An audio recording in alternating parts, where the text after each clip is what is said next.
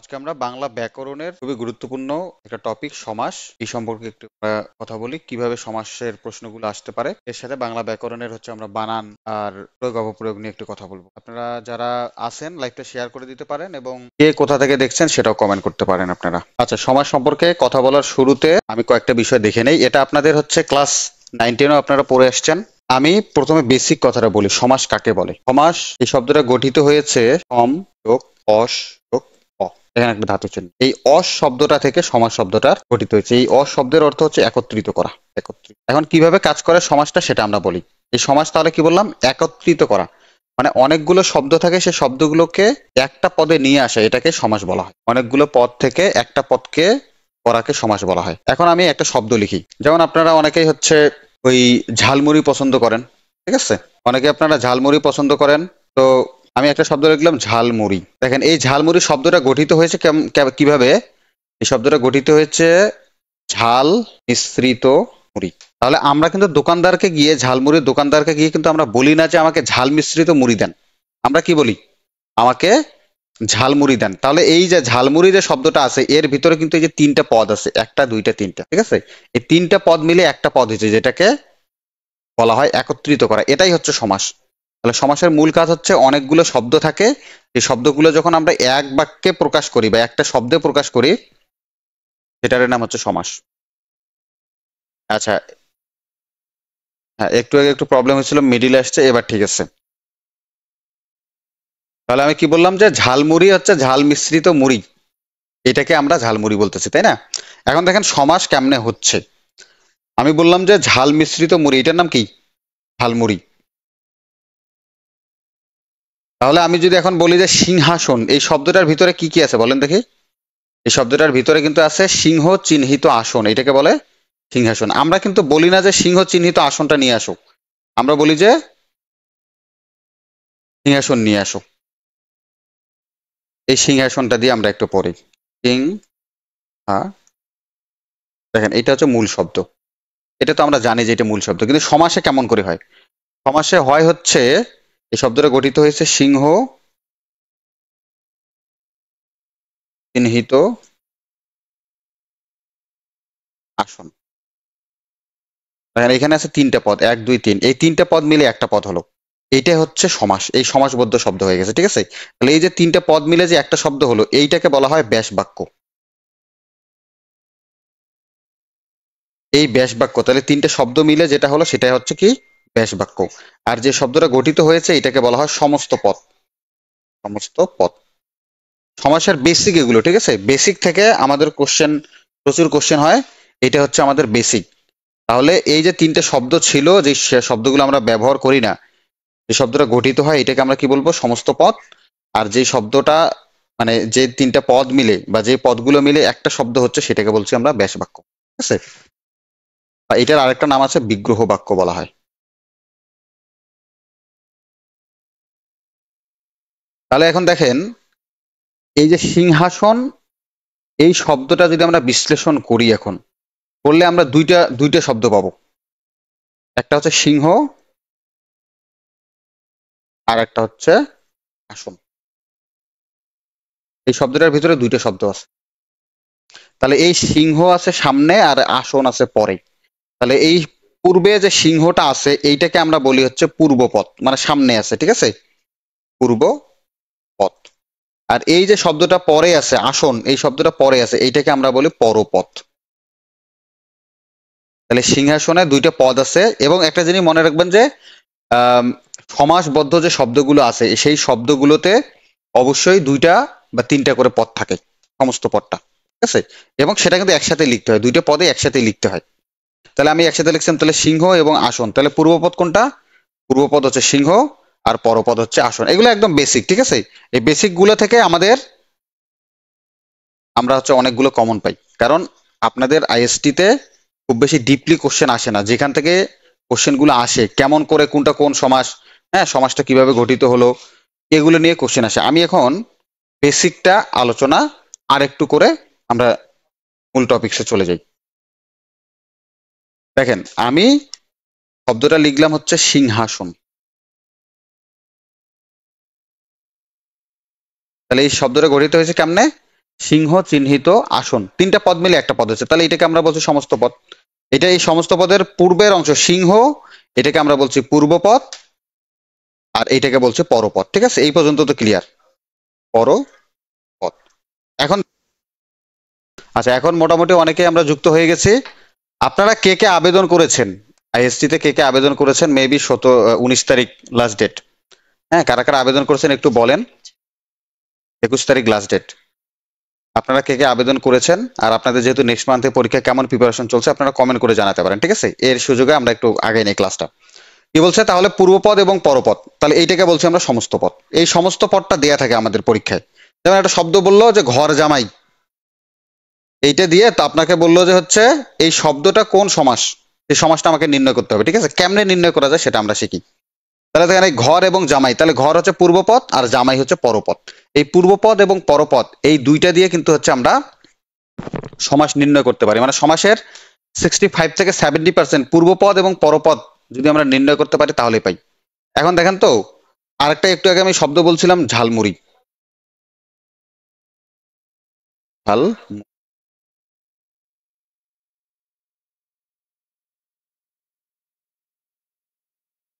তাহলে এই সিংহাসন, ঘর জামাই এবং ঝালমুড়ি এইটা শব্দ দেয়া থাকলো আপনার। আপনাকে বললো যে এইটা শব্দ এই বলি যে যে ঘর জামাই শব্দটাতে, তাহলে ঘরটা পূর্বপদ, জামাই হচ্ছে পরপদ। এখন আপনাকে যদি বলে যে এই শব্দটার ভিতরে ঘরটা বেশি ইম্পর্টেন্ট নাকি জামাইটা বেশি ইম্পর্টেন্ট, অথবা সিংহাসনে যদি আমি বলি সিংহটা বেশি ইম্পর্টেন্ট নাকি আসনটা বেশি ইম্পর্টেন্ট, আমাদের কিন্তু আচ্ছা, তাহলে এখানে কিন্তু হচ্ছে আসনটা বেশি ইম্পর্টেন্ট। কেন? দেখেন সিংহাসন, সিংহাসন তো চেনেন সবাই তাই না? রাজাদের সিনেমার, রাজা বা রানীদের সিনেমার মধ্যে দেখা যায়।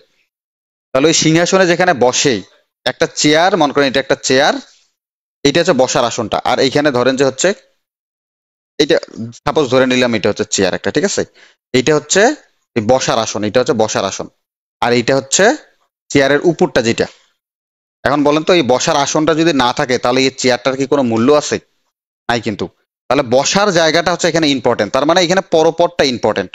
ঠিক আছে, আর এই সিংহ চিহ্নিত মানে সিংহের মতো মুখ যেখানে এখানে আছে, এটা কিন্তু খুব বেশি ইম্পর্টেন্ট নয়, কম ইম্পর্টেন্ট। তাহলে এই শব্দটা পরপদ প্রধান। ঠিক আছে, এরকম করে আবার দেখেন ঝালমুড়ি, এই ঝালমুড়ি শব্দটা কিন্তু মুড়িটা বেশি ইম্পর্টেন্ট ঝালের চেয়ে, কারণ মুড়ি না থাকলে কি আর ঝালের কোনো মূল্য আছে? নাই। এরপর ঘর জামাইটাও সেম। তাহলে এগুলো সবগুলো আমরা পাচ্ছি যে পরপদ প্রধান। মানে এই শব্দটার ভিতরে দুইটা পদের মধ্যে পূর্বপদটার চেয়ে পরপদটা বেশি প্রাধান্য পাচ্ছে। যদি আমরা এই কোনটা পূর্বপদ বেশি প্রাধান্য পাচ্ছে আর কোনটা পরপদ বেশি প্রাধান্য পাচ্ছে, এইটার ভিত্তিতে আমরা সমাসটাকে, সমাসের প্রকারভেদ গুলাকে আমরা খুব সহজেই আয়ত্ত করতে পারি। দেখেন এখন সমাসের প্রকারভেদে আমি ডিরেক্ট চলে যাই। সমাসের আমাদের 9-10-এর যে ব্যাকরণটা ছিল সেটাতে আমরা সমাস পড়ছিলাম হচ্ছে 4 প্রকার। ঠিক আছে, 9-10-এর যেটা ওই 2018 সালের পরে যে বইটা আসছে সেটা অনুযায়ী সমাস হচ্ছে 4 প্রকার। কিন্তু সাধারণত এই কম্পিটিটিভ এক্সাম গুলোতে সমাসের প্রকার হয় 6 প্রকার। এটা হচ্ছে আগের 2018 সালের আগের বই অনুযায়ী হচ্ছে 6 প্রকার। ঠিক আছে, আমরা 6 প্রকারও পড়বো, 4 প্রকারও পড়বো। এই 4 প্রকারের ভিতরেই মোটামুটি 5 প্রকার ঢুকে আছে, আমি একটু ডিটেলসে আলোচনা করে দিচ্ছি, সমস্যা নেই। দেখেন 1 নাম্বার যে সমাস, এই সমাসটার নাম হচ্ছে দ্বন্দ্ব সমাস। আপনারা খাতা কলম নিয়ে একটু ক্লাসটাতে থাকেন, এই এই ক্লাস আপনার সারা জীবন কাজে লাগবে। কারণ এই সমাস এমন একটা টপিক, যে টপিক এমন কোনো পরীক্ষা নাই যেখান থেকে আসে না। যে কোনো পরীক্ষায় ভার্সিটি অ্যাডমিশন বলেন, আপনাদের তো আছেই, এরপর চাকরি ক্ষেত্রে যারা পরীক্ষা দিবেন তখনও কিন্তু এই সমাসটা লাগবেই। ঠিক আছে, সমাসের, সমাস বাদ দেওয়া যায় না বাংলা থেকে। 2 নাম্বার হচ্ছে কর্মধারয়।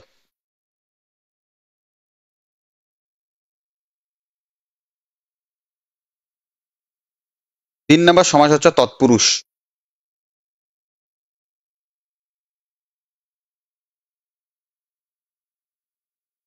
4 নাম্বার সমাসটা হচ্ছে, আচ্ছা এইখানে আমি 6 প্রকারটা একটু আলোচনা করে দিই আগে। দ্বিগু। 5 নাম্বার হচ্ছে অব্যয়, আগে লিখি।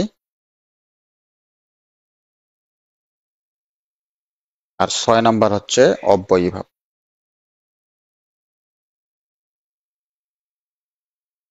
যেহেতু আমাদের এই মূল হচ্ছে এটা এটা কিন্তু হচ্ছে সমাসের মূল বিষয়, মূল যে আমাদের আগের যে 19 বাংলা ব্যাকরণটা ছিল এটা অনুযায়ী আমাদের এটা হচ্ছে 6 প্রকার, ঠিক আছে। কিন্তু এখন ওই 2018 সালের পর থেকে যে বই বানানো হয়েছে বাংলা ব্যাকরণ, যেটা আপনার পড়ে এসছেন, সেটাতে হচ্ছে আমাদের 4 প্রকার। 4 প্রকার কি কি? দ্বন্দ্ব সমাস ঠিকই আছে, কর্মধারাও ঠিক আছে, তৎপুরুষও ঠিক আছে, এই আবার বহুব্রীহ ঠিক আছে, বাদ দিয়েছে অব্যয়ীভাব, ঠিক আছে। আমরা এই অব্যয়ীভাবটা অল্প একটু পড়ে নিলেই আমাদের এটা শেষ হবে, খুব ছোট একটা বিষয়। আর এই দ্বিগুটাকে কর্মধারার মধ্যে নিয়ে গেছে, দ্বিগুটাকে কোথায় নিয়ে গেছে? কর্মধারায়। তাহলে সব মিলে দেখেন 4 প্রকারই, এক দ্বন্দ্ব, 2 নম্বর হচ্ছে কর্মধারায়, 3 নম্বর হচ্ছে তৎপুরুষ, 4 নম্বর বহুব্রীহি, আর দ্বিগুটা হচ্ছে এখানেই আলোচনা করা যায়, ঠিক আছে। তাহলে আমরা 4 প্রকার নিয়েই কথা বলি, 4 প্রকারে আমরা 6 প্রকার পড়ে নেব, সমস্যা নেই। আচ্ছা, আপনারা ক্লাসটা বুঝতেছেন কিনা সেটা একটু কমেন্ট করেন তো। আপনারা ক্লাসটা বুঝতেছেন কিনা, অনেকেই আছেন আপনার ক্লাসে, এবং সাউন্ড ক্লিয়ার কিনা।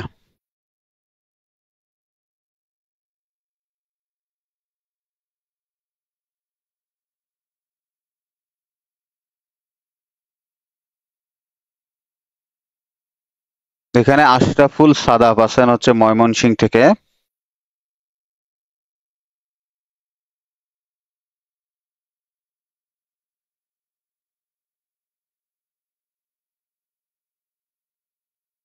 আচ্ছা, এটা হচ্ছে এস কে শাহিন বলেছেন, জি আবেদন করেছি। ধন্যবাদ। আপনারা আপনারা হচ্ছে পড়ালেখা শুরু করে দেন, ঠিক আছে। আর আমাদের যে কোচিংটা ইনশাআল্লাহ বুঝতেছি, আশরাফুল সাফাত বলতেছে বুঝতেছি, ঠিক আছে, অল ক্লিয়ার। কণা বলেছেন অল ক্লিয়ার। আপনারা আমাদের বইটা কালেক্ট করে নেন, ঠিক আছে, এই বইটা থেকে 100% কমন পাবেন। জি ভাইয়া, বুঝতে পারছি, গুড। যারা বুঝতে পেরেছেন, আপনাদের খুব সহজে, যত সহজে বোঝানো যায়, ঠিক আছে। সমাজ একটা জটিল টপিক, যেহেতু আমি আপনাদের ক্লাস নিচ্ছি, আমি নট অনলি এইটের ক্লাস নেই, আমি বিসিএস এর ক্লাস নেই, ইউনিভার্সিটি অ্যাডমিশনের ক্লাস নেই, সবগুলোর ক্লাস নেই, কিন্তু আপনাদের যেটা ক্লাস নিচ্ছে আপনারা মনে হয় সবচেয়ে জুনিয়র, কিন্তু কত সহজে সমাজটা শেখা যায় এইটা আপনাদেরকে আমি আজকে শেখাবো। তাহলে আমরা সমাসের 4 প্রকার যেটা আছে সেই অনুযায়ী আমরা একটু,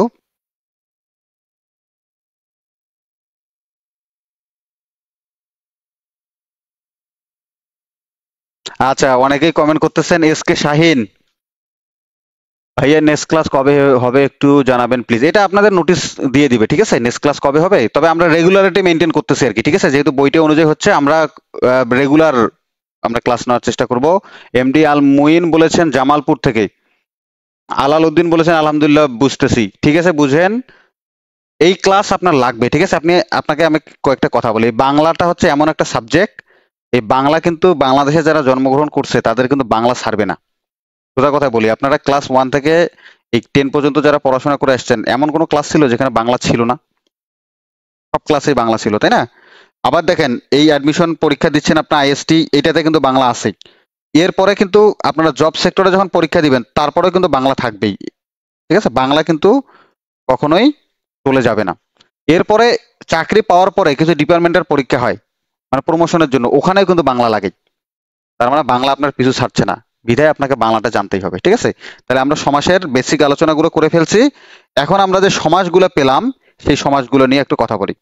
আমি আবারও বলছি, একটা শব্দ লিখি, দেখেন তো, আমি শব্দ লিখলাম হচ্ছে মা বাবা, এটা একটা শব্দ বললাম, ঠিক আছে। এই শব্দটা গঠিত হচ্ছে মা ও বাবা মিলে।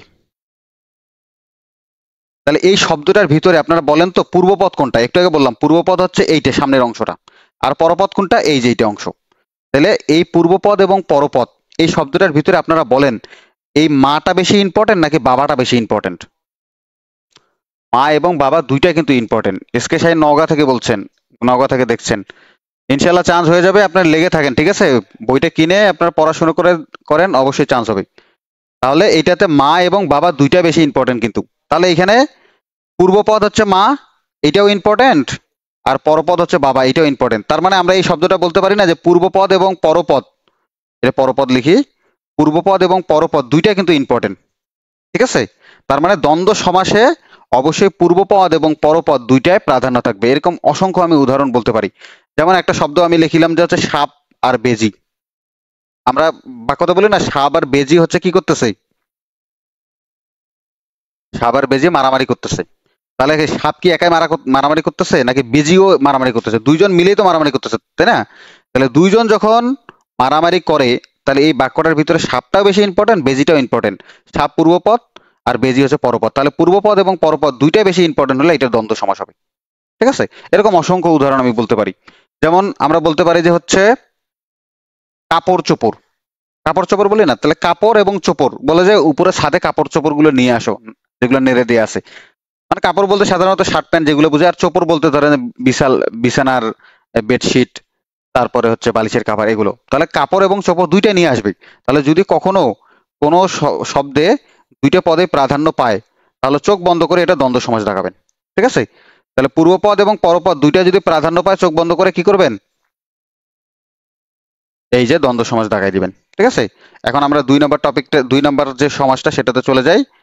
এইটার নাম হচ্ছে কর্মধারয়।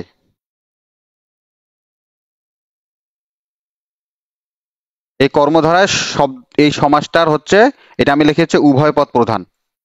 উভয়, আমি যেভাবে লিখছি এভাবে নোট করেন, ঠিক আছে, নোট করলে সহজে বুঝতে পারবেন। কর্মধারায় হচ্ছে পরপদ প্রধান। আমি আর বেসিক বলতেছি না, যারা পরে জয়েন করতেছেন ক্লাসটাতে, তারা ক্লাসটা শুরু থেকে দেখে নিয়ে তাহলে হবে। আচ্ছা, 3 নাম্বার হচ্ছে তৎপুরুষ। তৎপুরুষ সমাস, এইটাও পরপদ প্রধান। আর 4 নাম্বার হচ্ছে বহুব্রীহি সমাস। এই সমাসটা হচ্ছে কোনো পদ প্রাধান্য পায় না। আমি ডিটেলস পড়াচ্ছি, সমস্যা নেই। কোনো পদ প্রধান নয়। আমি শব্দ দিয়ে দিয়ে আপনাদেরকে আমি পড়াচ্ছি, আপনি এইভাবে নিজে নিজে নোট করেন। আর বাংলা ব্যাকরণ বইটা একটু সাথে রাখিয়েন, আর আমাদের যে বইটা আছে সেটা যদি দেখেন, তাহলে আপনার 100% ক্লিয়ার হয়ে যাবেন। ঠিক আছে, দেখেন, তাহলে আমরা বলছি দ্বন্দ্ব সমাস হচ্ছে উভয় পদ প্রধান। একটু আগে উদাহরণ দিলাম, মা বাবা বাড়িতে নাই, তার মানে মাও বাড়িতে নেই, বাবাও বাড়িতে নেই। ঠিক আছে, আবার যদি কেউ বলে যে হচ্ছে ভাই বোন ঝগড়া করছে, বলতে পারি আমরা, তাহলে ভাই এবং বোন দুজনে কাজ করতেছে, তাহলে উভয় পদ প্রধান হয়ে যাচ্ছে এখানে। ঠিক আছে, এরপর কর্মধারা এবং তৎপুরুষে কি বলছি, পরপদ প্রধান। এখন তো ভেজাল লেগে গেল যে এইটাও পরপদ প্রধান, এইটাও পরপদ প্রধান, কোনটা কেমনে হবে। আমি উদাহরণ দিলে বুঝতে পারবেন। যেমন কর্মধারা সমাসে আমরা অনেক সময় হচ্ছে ওই যে যাদের গার্লফ্রেন্ড আছে ছেলেরা, তারা তাদের গার্লফ্রেন্ডকে আপনারা তুলনা করেন কিসের সাথে, চাঁদের সাথে। বলে যে তোমার মুখটা চাঁদ মুখ, অনেক সুন্দর দেখতে। ঠিক আছে, চাঁদ মুখ।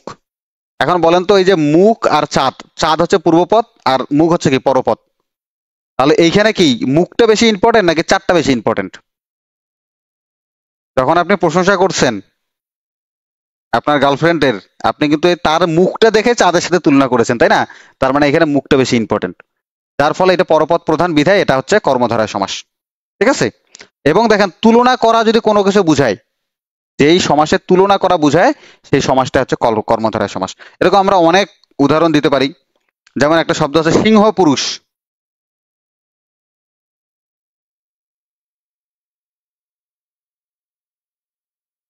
কি বললাম, সিংহ পুরুষ। আপনাদের ছেলেদের মধ্যে অনেক সাহসী যারা আছে তাদেরকে সিংহ পুরুষ বলা হয়। সিংহ পুরুষ বা পুরুষ সিংহ। পুরুষ সিংহটা লিখি, আগে পুরুষটা দেই তারপরে সিংহ লিখি। তাহলে দেখেন তো এখানে সিংহের সাথে কি তুলনা করা হচ্ছে না, কার, পুরুষের তুলনা করা হচ্ছে। ঠিক আছে, এরকম যদি তুলনা কখনো বুঝায়, তাহলে সেটা কর্মধারয় সমাস হবে। এরপরে হচ্ছে আমরা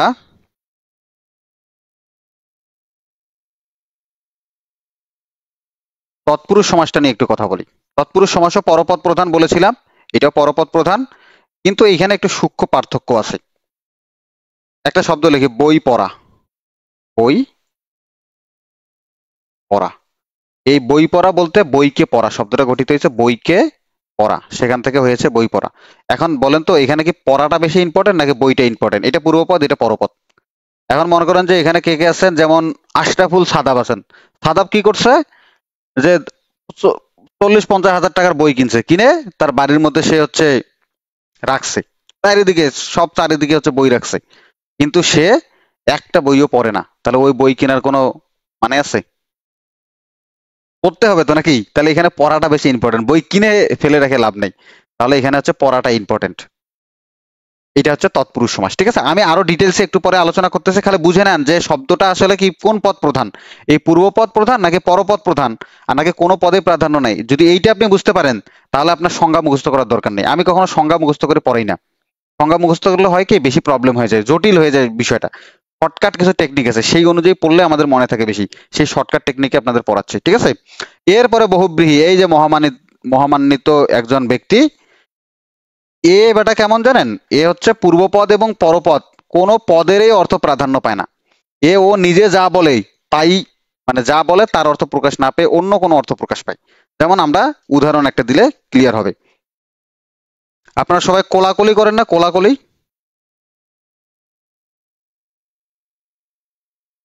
এখন বলেন, কোলাকুলি করার সময় আপনারা কি কোলে কোলে মিলন হয় করেন, নাকি বুকে বুকে মিলন করেন?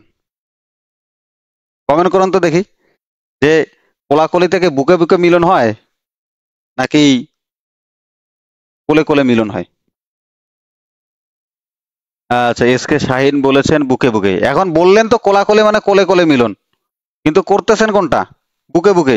তাহলে কি যা বলছে তার অর্থ কি প্রকাশ পায়? কিছু কিছু শব্দ আছে আমরা যা বলি তার অর্থ প্রকাশ না পেয়ে অন্য অর্থ প্রকাশ পায়। ঠিক আছে, এইটাকে বলা হয় বহুব্রীহি সমাস। এরকম অসংখ্য শব্দ আছে। যেমন একটা শব্দ বলি, কেউ বলে যে তারা হচ্ছে কানাকানি করছে। আর কানে কানে যে কথা, এই শব্দটা গঠিত যে কানে কানে যে কথা, তাকে বলা হয় কানাকানি। এখন কানে কানে কি কখনো কথা হয়? এটা সম্ভব? কানে মুখে কথা হইতে পারে, তাই না? তাহলে যা বলছে তার অর্থ কিন্তু প্রকাশ পাচ্ছে না। যেমন কোলাকুলি যা বলছে এখানে তার অর্থ প্রকাশ না পেয়ে অন্য অর্থ প্রকাশ পাচ্ছে, বিধায় পূর্বপদ এটা পুরো পরপদ অর্থ কোনোটারই অর্থ প্রাধান্য পাচ্ছে না, অন্য একটা অর্থ প্রাধান্য পাচ্ছে, বিধায় এটা বহুব্রীহি সমাস। ভালো করে বুঝেন, এই যে পূর্বপদ এবং পরপদ এই দুইটা যদি বুঝেন, আমি বারবার বলছি, তাহলে কিন্তু সমাসের প্রায় 60% শেষ করা সম্ভব। অসংখ্য শব্দ আছে। যেমন একটা শব্দ আছে গোফ খেজুরেই, আপনাদের বইতে লেখা আছে, হ্যাঁ? শব্দটা হচ্ছে গোফ খেজুরে। আমরা একটু মজা করেই পড়ি, সমস্যা নাই।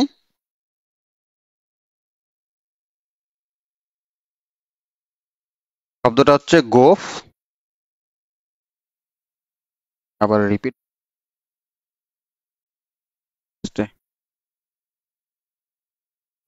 আগেরটা কি থাকবে? আচ্ছা, এইটা তো আছে, এইটা থাকলে হবে। আচ্ছা, পরের স্লাইডে আমরা লিখলাম যে গোফ খেজুরে। ভাইয়া 2, 3, 4 বুঝতে পারছি, 1 নম্বরটা আর একটু বুঝে দেন। আচ্ছা, বুঝাচ্ছি, সমস্যা নেই। গোফ খেজুরে, এটা আবার বলতেছি, দেখেন গোফ খেজুরে এই শব্দটার মূল যে অর্থটা সেটা হচ্ছে গোফে খেজুর আছে যার, যে গোফের ভিতরে খেজুর নিয়ে ঘুরে তাকে বলা হয় গোফ খেজুরে। এইটার আক্ষরিক অর্থ এটা। কিন্তু এইটার মূল যে অর্থ সেটা হচ্ছে নিতান্ত অলস ব্যক্তিকে বোঝায় গোফ খেজুরে। নিতান্ত অলস ব্যক্তি। তাহলে যদি কাউকে বলে যে এই ছেলেটা গোফ খেজুরে, অলস, সন্তোষ, হ্যাঁ, তাহলে ওকে গোফে খেজুর নিয়ে ঘুরে, গোফে খেজুর নিয়ে ঘুরলে মানুষ কি বলবে? মানে হাসবে, তাই না? তাহলে বলছে এক কথা কিন্তু অর্থ প্রকাশ পাচ্ছে আরেকটা কথা। তাহলে এইরকম যদি হয় তাহলে সেটাকে বলা হবে বহুব্রীহি সমাস। ঠিক আছে, এটা কেমন করে আসছে সেটা একটা গল্পটা বলি। দুইজন খুব অলস ব্যক্তি ছিল একটা গ্রামে। তো এদের দুইজনের শখ হইছে তারা হচ্ছে খেজুর খাবে। তো বাড়ির পাশে খেজুর গাছ, সেই খেজুর গাছটা খাওয়ার জন্য, খেজুর খাওয়ার জন্য, পাকা পাকা খেজুর আর কি, সেই খেজুরের গাছের নিচে তারা বসে বসে পড়ছে যে কখন খেজুর পড়বে, আর হচ্ছে কখন মানে খেজুরটা পড়লে তারা খাবে। তারা এত পরিমাণ অলস যে গাছে উঠে যে খেজুর পাড়ায় খাবে সেটা তারা করতেছে না। সকালবেলা বসছে, খেজুর আর পড়ে না। অনেকক্ষণ ওয়েট করার পরে দুপুর হয়ে গেছে, তারপরে খেজুর আর পড়ে না। সন্ধ্যা হয়ে যাচ্ছে, তারপরে খেজুর পড়ে না। দুইজনে বসেই আছে বসেই আছে, ওরা আর নড়তেইছে না। এই সন্ধ্যার সময় হঠাৎ করে একজনের একদম মাথার কাছেই, মানে গোফের কাছে যেটা বলে মাথার কাছে, একটা পাকা খেজুর পড়ছে। হুম, সেই পাকা খেজুরটা যখন পড়ছে, ও আবার কি করছে, সেই পাকা খেজুর পড়ছে, তুই তুলে খা। ও না খেয়ে কি করছে, পাশের জন যে ছিল, দুই অলসের মধ্যে পাশের আরেকজন যে অলস ছিল, ওকে বলছে তুই একটু আমাকে খেজুরটা তুলে খাওয়াই দে তো। বুঝতে পারছেন কি পরিমাণ অলস, মানে ওর খেজুর একদম গোফের কাছে পড়ছে, মানে কাছাকাছি ওর মাথার কাছে পড়ছে। এইবারটা খেজুর না খেয়ে ও আরেকজনকে বলতেছে আমার মুখে তুলে দেই। তাহলে কি পরিমাণ অলস, এইরকম অলসকে গোফ খেজুরে বলা হয়। তাহলে যা বলছে তার অর্থ কি প্রকাশ পাইছে? তাহলে গোফ খেজুরে বলতে আমরা অর্থ প্রকাশ পাচ্ছে অন্যটা। এখন আবার আবার একটু ক্লিয়ার করি, এই স্লাইডটাতে দেখেন, তাহলে দ্বন্দ্ব সমাস বলছে উভয় পদ প্রধান। উভয় পদ প্রধান আবার বলতেছি, যেমন একটা শব্দ লিখছি হচ্ছে মা বাবা, এটা কিন্তু একটা শব্দ। তাহলে এইটাকে বলছে পূর্বপদ, এইটাকে বলতেছে পরপদ। তাহলে এই শব্দটার ভিতরে যদি কেউ বলে যে মা বাবা বেড়াতে গিয়েছেন, তাহলে কিন্তু মাও গেছে বাবাও গেছে। তাহলে এইটাকে আমরা বলতেছি পূর্বপদ আর এইটাকে বলতেছে কি পরপদ। তাহলে এই বাক্যটার ভিতরে মা এবং বাবা দুইটাই বেশি ইম্পর্টেন্ট, বিধায় এটাকে বলা হবে দ্বন্দ্ব সমাস। ঠিক আছে। এরপরে আমি কি বলছিলাম, কর্মধারয় সমাসে কোন পদ প্রধান? কর্মধারয় সমাসে পরপদ প্রধান। একটু আগে আমি বলছিলাম যে ওই যে তুলনা করছিলাম না চাঁদ মুখ, তাহলে দেখেন চাঁদ মুখে কিন্তু এই মুখটা বেশি ইম্পর্টেন্ট চাঁদের চেয়ে, এই জন্য হচ্ছে এইটা পরপদ প্রধান, বিধায় এটা কর্মধারয় সমাস। ঠিক আছে। এরপর 3 নাম্বারটাও বলছিলাম পরপদ প্রধান, ওই যে একটু আগে বলছিলাম বই পড়া, তাহলে এখানে পড়াটা ইম্পর্টেন্ট বইটার চেয়ে, যার ফলে এটাও তৎপুরুষ সমাস। এখন দুইটা পরপদ প্রধান হচ্ছে, এইটার মধ্যে সূক্ষ্ম পার্থক্য আছে, আমি একটু পরে বলে দেই। এরপরে লাস্টে যেটা আছে সেটা বহুব্রীহি, কোনো পদে প্রাধান্য পাবে না, যা বলে তার অর্থ প্রকাশ না পেয়ে অন্য অর্থ প্রকাশ পেলে সেটাকে হচ্ছে আমরা কি বলি, এটা হচ্ছে বহুব্রীহি সমাস। ঠিক আছে। এই পর্যন্ত ক্লিয়ার কিনা বলেন তো, একটু কমেন্ট করুন তো এই পর্যন্ত আপনারা ক্লিয়ার কিনা, বুঝতেছেন কিনা। মোটামুটি আমরা সমাসের বেসিক আলোচনা শেষ করেছি, এরপরে সমাসের আমরা হচ্ছে টপিক গুলোতে চলে যাব। ঠিক আছে।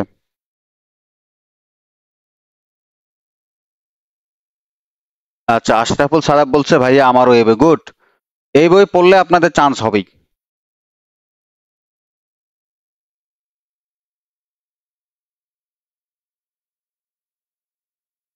কমেন্ট।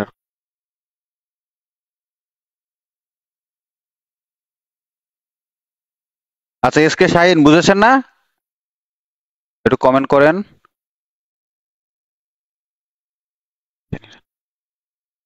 আচ্ছা, S K Shahin clear, super clear, good. আচ্ছা, এখন আমরা হচ্ছে এই পূর্বপদ এবং পরপদ, আমি কিন্তু ব্যাকরণে এতক্ষণ যে যা কিছু পড়াইলাম এটা কি একটাও হচ্ছে সূত্র পড়াইছি বা সংজ্ঞা পড়াইছি? যেমন কর্মধারয় সমাসের সংজ্ঞাটা বলি, কর্মধারয় সমাসের হচ্ছে যে সংজ্ঞাটা লেখা আছে সেটা হচ্ছে বিশেষণ বা বিশেষণ ভাবাপন্ন পদের সাথে বিশেষ্য বা বিশেষ্য ভাবাপন্ন পদের যে সমাস হয় এবং পরপদের অর্থ প্রাধান্য পায় তাকে কর্মধারয় সমাস বলে। তাহলে এই যদি আমি সংজ্ঞা বলতাম তাহলে আপনাদের মাথা ঘুরে যেত না, স্যার বলে কি, বুঝি না তো কিছু।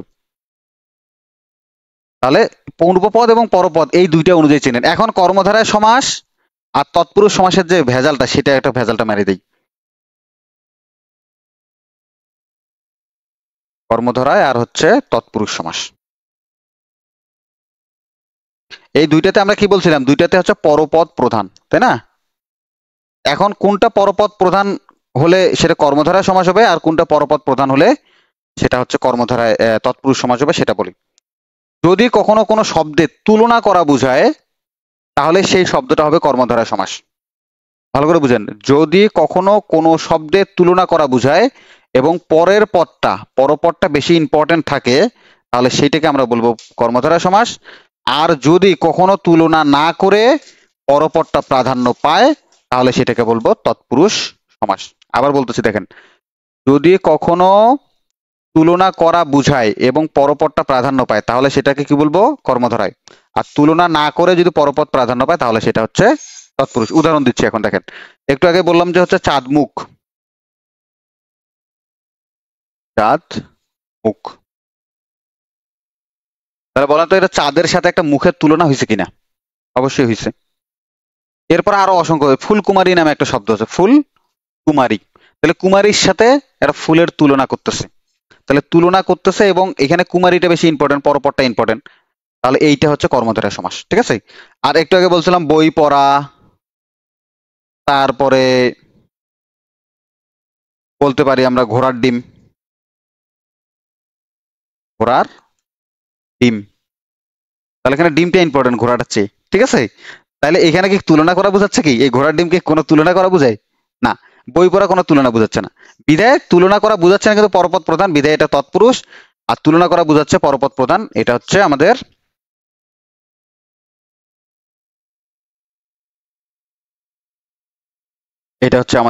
কর্মধারয়। ঠিক আছে, এই পর্যন্ত মোটামুটি ক্লিয়ার। এখন আমরা হচ্ছে পরের টপিকসে চলে যাই। এখন দেখেন দ্বন্দ্ব সমাস,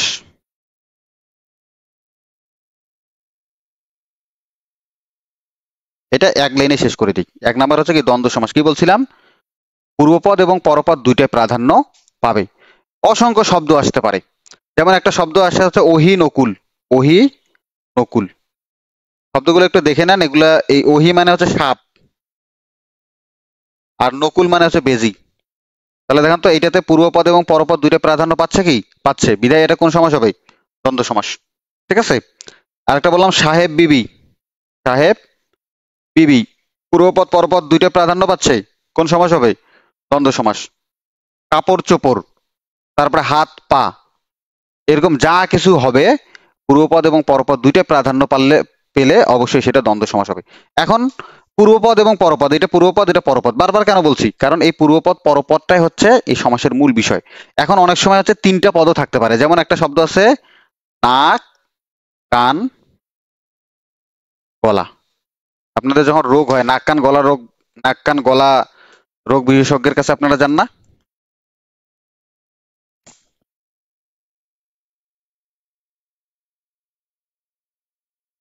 এখন বলেন যে যিনি নাক কান গলা বিশেষজ্ঞ, উনি কি শুধুমাত্র নাকের বিষয়ে বেশি বিশেষজ্ঞ, নাকি কানের বিষয়ে বিশেষজ্ঞ, নাকি গলার বিষয়ে বেশি বিশেষজ্ঞ? উনি তিনটাই কিন্তু বিশেষজ্ঞ।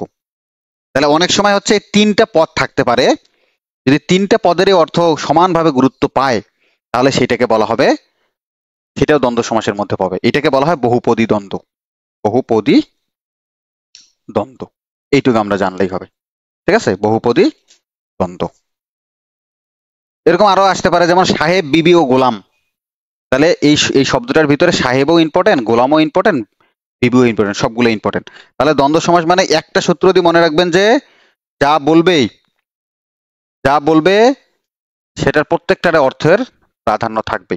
2 নাম্বার কর্মধারয় সমাস, এইটা একটু আলোচনা করি। কর্মধারয় সমাস আপনাদের 9-10 যে বাংলা ব্যাকরণটা অনুযায়ী এখানে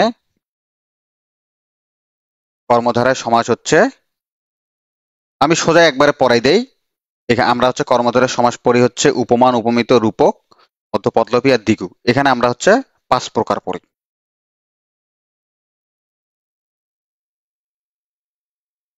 এই কর্মধারয় সমাসটা আমরা কয় প্রকার পড়লাম? 5 প্রকার। আমি কি বলছিলাম, পরপদ প্রধান না কর্মধারয় সমাস? এটার মধ্যে একটা হচ্ছে দ্বিগু কর্মধারয়। দ্বিগু কর্মধারয়। আমি কিন্তু 9-10 যে আগের যে বাংলা ব্যাকরণ সেটা এবং আপনাদের 9-10 নতুন যে ব্যাকরণ, এই দুইটা কিন্তু মিলাই পড়াচ্ছি। ঠিক আছে। এই জন্য এই দ্বিগুটা কিন্তু আলাদা সমাস ছিল আগে, কিন্তু এখন কর্মধারার ভিতরে ঢুকানো হয়েছে। একই কথা, তুলনা করা বুঝে। ঠিক আছে। তাহলে একটার নাম হচ্ছে দ্বিগু কর্মধারায়। 2 নাম্বার বললাম যে হচ্ছে মধ্যপদলোপী। মধ্যপদলোপী। 3 নাম্বার লিখি হচ্ছে উপমান। 4 নাম্বার লিখি হচ্ছে উপমিত। আর 5 নাম্বার লিখি হচ্ছে রূপক। তার মধ্যে এই মধ্য পদলবী থেকে খুব বেশি আসে না। এই দ্বিগু কর্মধারায় উপমান, উপমিত এবং রূপক, এই এই কয়টা থেকে সবচেয়ে বেশি আসে। সবচেয়ে বেশি আসে এই তিনটা থেকে, উপমান, উপমিত এবং রূপক। সেটা সম্পর্কে আমরা একটু কথা বলি। দেখেন, প্রথমে আমরা হচ্ছে দ্বিগু কর্মধারা সেটা একটু বুঝি। আমি যেভাবে লিখে দিচ্ছি সেভাবে আপনারা লিখে নেন, আর বইটা একটু দেখে নিবেন, তাহলেই হবে। ঠিক আছে। এখন বইয়ের পেজ ধরে আলোচনা করলে একটু সমস্যা হয়ে যাবে, সময় বেশি লাগবে। আমি এই জন্য হচ্ছে সোজাভাবেই পুরা সামারাইজিংটা আপনাদের তুলে ধরেছে। দ্বিগু কর্মধারা কাকে বলে? দেখেন, দ্বিগু কর্মধারায় বলতেছে হচ্ছে সাধারণত পূর্বপদ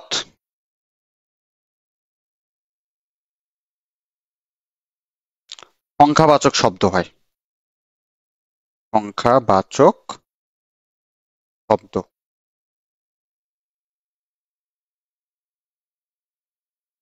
এবং পরপদ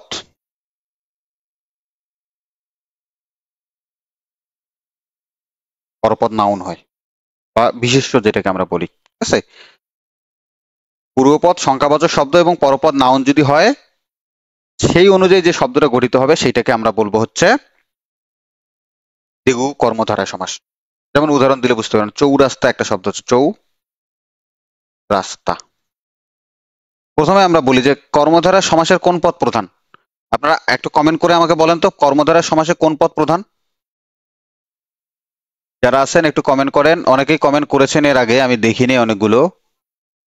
আচ্ছা, আমাদের সাথে এখন কামরুন নাহার কণা আছে, এসকে শাহিন অনেকক্ষণ থেকেই আছে। মোটামুটি আস্তে আস্তে আমাদের ভিউ বাড়তেছে। আচ্ছা, আমি বলি তাহলে এইটাতে কিন্তু পরপদ প্রধান আছে, এই রাস্তাটা বেশি ইম্পর্টেন্ট। চৌরাস্তা শব্দটার রাস্তাটা বেশি ইম্পর্টেন্ট। ঠিক আছে, এখন দেখেন রাস্তা লিখলাম আমি, এটা তো নর্মাল নাউন তাই না? এর সামনে একটা শব্দ আছে চৌ। চৌ মানে চার। চৌ মানে কি? চার। তাহলে চার রাস্তার সমাহার, এইটাকে বলা হয় চৌরাস্তা। চার রাস্তা মিলে একটা রাস্তা হয়, এটাকে কি বলা হয়? চৌরাস্তা বলা হয়। তাহলে দেখেন তো পূর্বপদ, এই যে এটা পূর্বপদ না, আমি কি বলছিলাম পূর্বপদ সংখ্যাবাচক শব্দ হবে এবং পরপদ হবে নাউন। এবং দেখেন চৌ মানে চার, পূর্বপদ সংখ্যাবাচক শব্দ। আর যখন আমরা বলতেছি যে হচ্ছে রাস্তা, এটা নর্মাল নাউন। তাহলে দুইটা মিলে যে সমাসটা হবে সেটাকে বলা হবে দ্বিগু সমাস। তাহলে দ্বিগু সমাস হওয়ার জন্য অবশ্যই পূর্বপদ সংখ্যাবাচক শব্দ হবে এবং পরপদ নর্মাল নাউন হবে। আরো উদাহরণ দিলে বুঝতে পারবেন। যেমন একটা শব্দ আমি লিখলাম তে পায়া, সরি এটা লিখা যাবে না, এটা হচ্ছে বহুব্রীহিতে চলে যাবে, এটা আমি বাদ দিয়ে আমি লিখি হচ্ছে সপ্তাহ। এই শব্দটা কিভাবে গঠিত হয়েছে দেখেন, সপ্তাহ। সপ্তাহ শব্দটা গঠিত হচ্ছে সপ্ত মানে সাত। সপ্ত মানে কি বললাম? সাত। অহের সমাহার।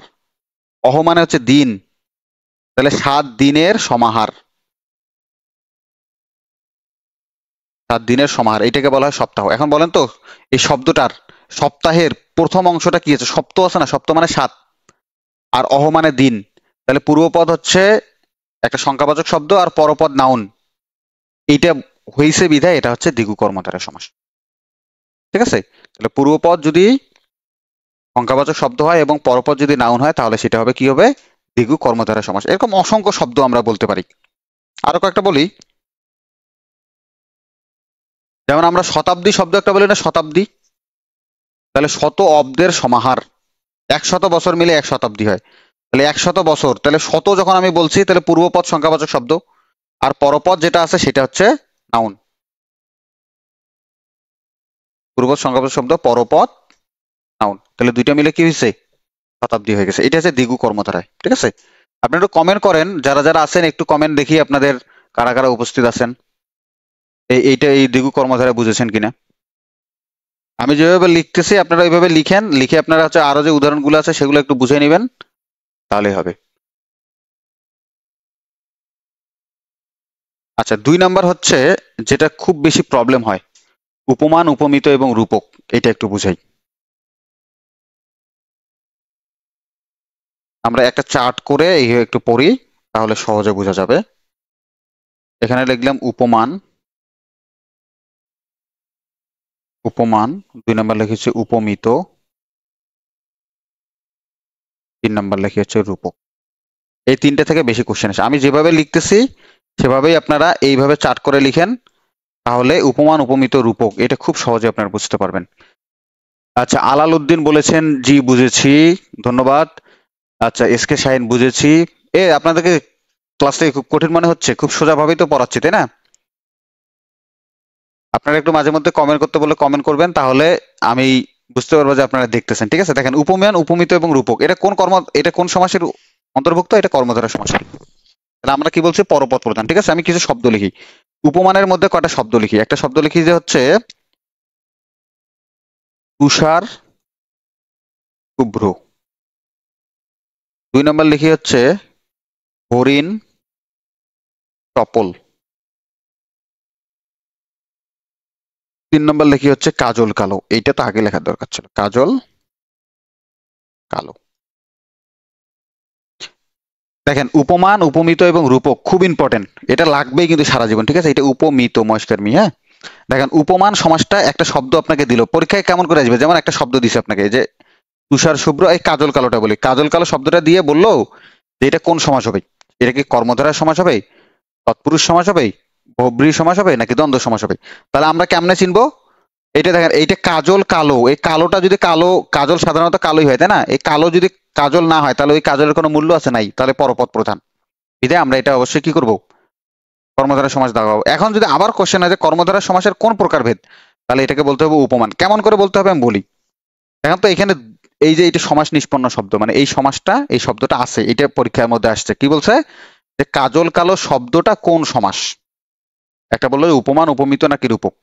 তাহলে এটা আপনি কি উপমানে দেখাবেন, উপমিত নাকি রূপকে দেখাবেন? এটা হবে উপমান। কেমন করে হবে দেখেন, এই কাজল কালোর পূর্বপদ কোনটা, এই শব্দটার পূর্বপদ কোনটা? কাজল। কাজল একটা কি নাউন না, বা হচ্ছে বিশেষ্য না? তাহলে নাউন। আর কালো এটা কি একটা অ্যাডজেক্টিভ না, বা বিশেষণ না? তাইলে যদি কখনো কোনো শব্দের প্রথম অংশ নাউন হয় আর পরের অংশ যদি অ্যাডজেক্টিভ হয়, এই দুইটা মিলে যে সমাসটা হয় এইটাকে বলা হয় উপমান কর্মধারয় সমাস। ভালো করে বুঝেন, পূর্বের অংশ অবশ্যই নাউন হবে, পরের অংশ অ্যাডজেক্টিভ হবে, তাহলে সেটা উপমান কর্মধারয় সমাস হবে। এবং অবশ্যই কর্মধারয় সমাসে কি বলছিলাম, যে পরপদ প্রধান। ঠিক আছে, এখন দেখেন তো, তুষার শুভ্র, তুষার মানে হচ্ছে তো স্নোফল, যেটাকে স্নো যেটা, হ্যাঁ। আর শুভ্র মানে সাদা। এখন বলেন তো, তুষার কি সাদা হয় নাকি অন্য কালার হয়? অবশ্যই সাদাই হয়, তাই না? অন্য কালার তো হয় না। তাহলে তুষার একটা হচ্ছে নাউন আর শুভ্র একটা হচ্ছে অ্যাডজেক্টিভ। তাহলে নাউন প্লাস অ্যাডজেক্টিভ এই দুইটা মিলে যেটা হয় সেটাকেই আমরা বলি হচ্ছে উপমান। এবং দেখেন এই তুলনা যেগুলো করতেছে, এই তুলনা কিন্তু সত্য তুলনা। এটা লেখেন যে সত্য তুলনা। আমি এখন হচ্ছে একটা ক্লিয়ার করে লিখি দেই, এ, তাহলে সবচেয়ে সুন্দরভাবে বুঝতে পারবেন। আবার লিখি, একটা লিখি হচ্ছে কাজল কালো, কাজল কালো, এখানে লিখি তুষার শুভ্র। ভালো করে টেকনিকটা হচ্ছে, এখানে টেকনিকটা লিখে দেই।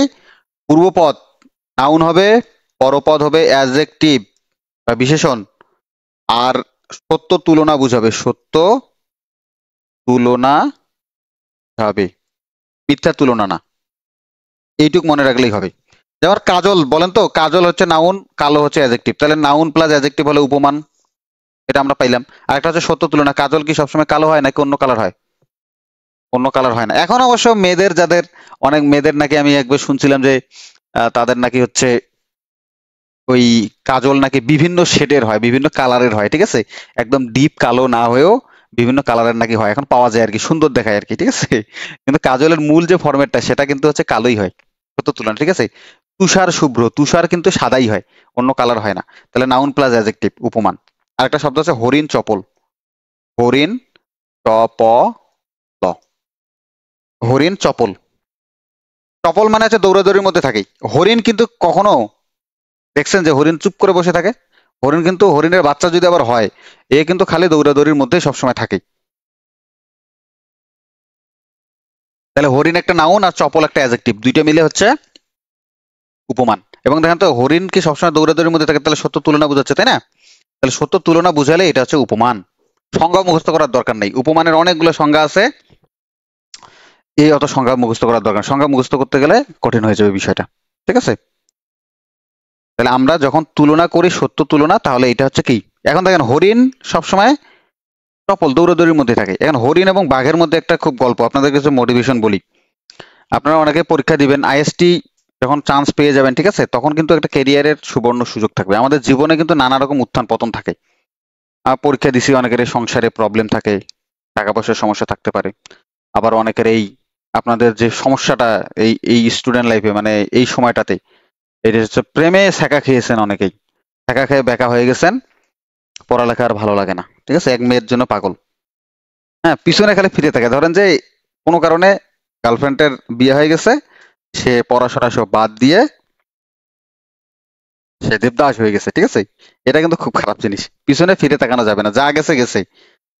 লাইফে কখনো ইমোশনাল হওয়া যাবে না, এটা ঢাকা ভার্সিটির ভিসি বলেছেন যে লাইফে ইমোশনাল হবে না, প্রেম বারবার আসবে, ঠিক আছে।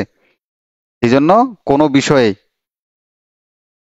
স্যাড হওয়ার দরকার নেই। এটা তুলনা করে কেমন যাবেন, এখন আপনারা একটা কমেন্ট করেন তো, বাঘ বেশি জোরে দৌড়ায় নাকি হরিণ বেশি জোরে জোরে দৌড়ায়? আপনারা ওই যে বাঘ আর হরিণের দৌড়াদৌড়ি দেখছেন না ন্যাশনাল জিওগ্রাফি বা বিভিন্ন রকমের চ্যানেলে? বলেন তো, বাঘ কি বেশি স্পিডে দৌড়ায় নাকি হরিণ বেশি স্পিডে দৌড়ায়?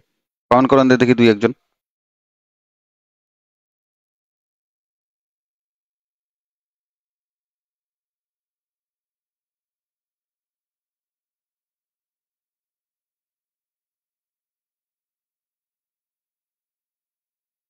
হরিণ অবশ্যই ভাইয়া। আচ্ছা, এসকে শাহিন, এসকে শাহিন তো অনেক ট্যালেন্টেড, তোমার চান্স হয়ে যাবে, চিন্তা করিও না, ঠিক আছে।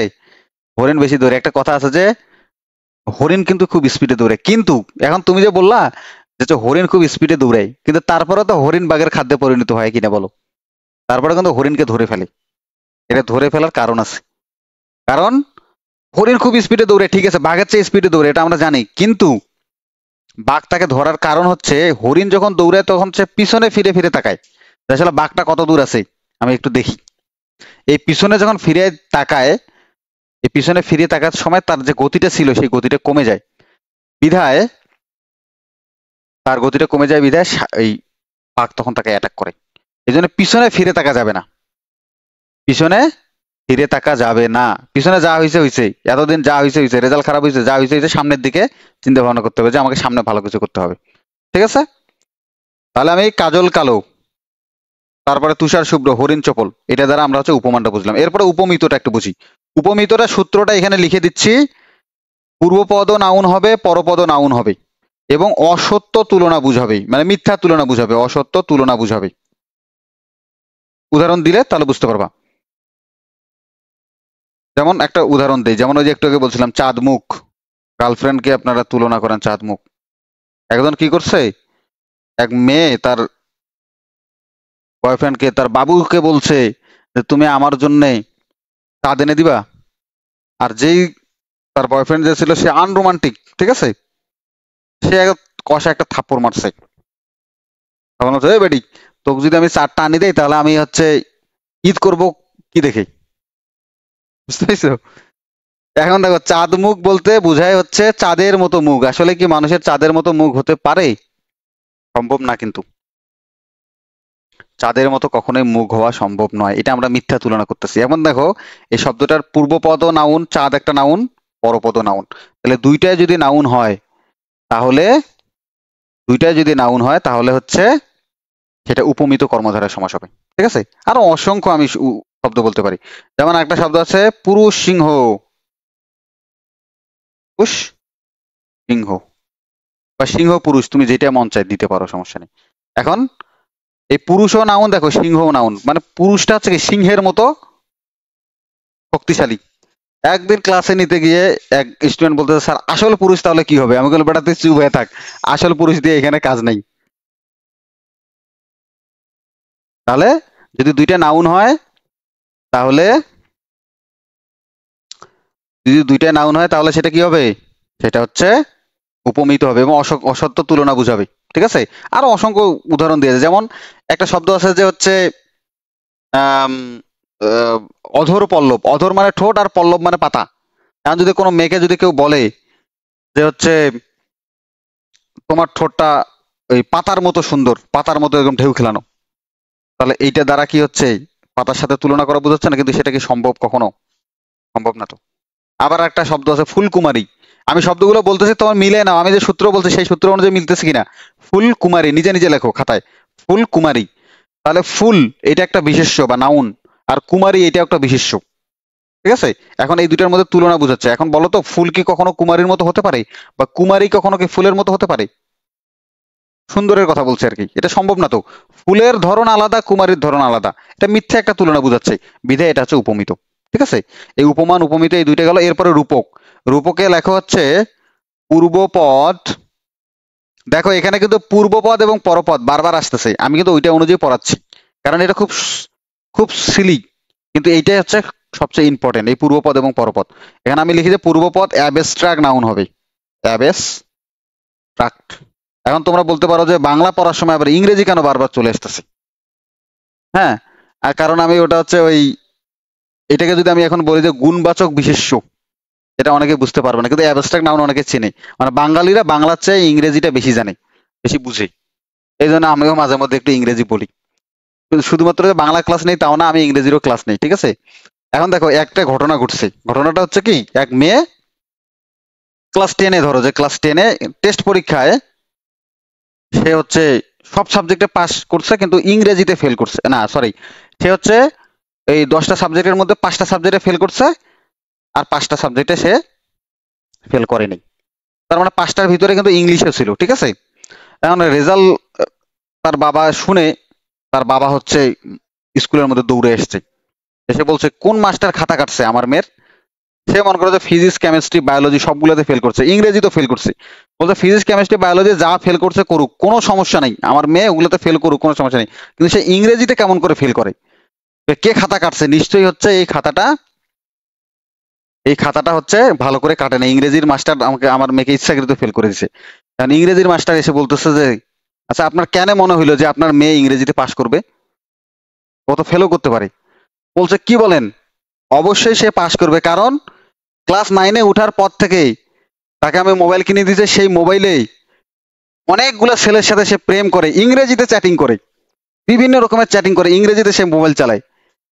যেই মেয়েটা ইংরেজিতে মোবাইল চালায় সেই মেয়েটা কিভাবে ইংরেজিতে ফেল করে? হ্যাঁ, এইটা হচ্ছে বলছে। কারণ ওর বাবা মনে করছিল যে আসলে ইংরেজিতে ওই মোবাইল চালাইলে মনে হয় যে ইংরেজিতে দক্ষ হয়ে যাবে, ঠিক আছে? যাই হোক, এটা সহজভাবে বোঝানোর জন্য, অ্যাবস্ট্রাক্ট নাউন কাকে বলে? যেই নাউনটা দ্বারা যে নাউনটা ধরা ছোঁয়া যায় না, সোজা কথায় গুণবাচক ধরা ধরা ছোঁয়া যায় না, সেই নাউনটাকে আমরা অ্যাবস্ট্রাক্ট নাউন বলি, ঠিক আছে? এখন দেখো, পূর্বপদ অ্যাবস্ট্রাক্ট নাউন আর পরপদ হচ্ছে নর্মাল নাউন হয়। আমি শব্দ দিলে বুঝবো, যেমন হচ্ছে একটা হচ্ছে প্রাণ পাখি, একটা শব্দ লিখলাম, তারপর লিখলাম যে মন মন মাঝি, এই শব্দটা দিয়ে বললো যে এটা আসলে কি উপমান, উপমিত নাকি রূপক, কোন কর্মধারয় সমাস? এইটা কোন কর্মধারয় সমাস? দেখো, প্রাণ পূর্বপদ হচ্ছে কি, পূর্বপদ কি বলছে? অ্যাবস্ট্রাক্ট নাউন হবে। প্রাণ, প্রাণকে ধরা ছোঁয়া যায়, দেখা যায়, কেউ দেখছে কোনোদিন? দেখা যায় না, কিন্তু কিন্তু পাখিকে দেখা যায়। তাহলে পূর্বপদ অ্যাবস্ট্রাক্ট নাউন, পরপদ নর্মাল নাউন, এরকম যদি হয় তাহলে এটা চোখ বন্ধ করে রূপক কর্মধারায় দিবা, ঠিক আছে? আচ্ছা, অনেকে কমেন্ট করতেছে, হাসতেছে অনেকেই, তোমাদের ক্লাসটা খুব মজা লাগতেছে না নাকি বোরিং লাগতেছে?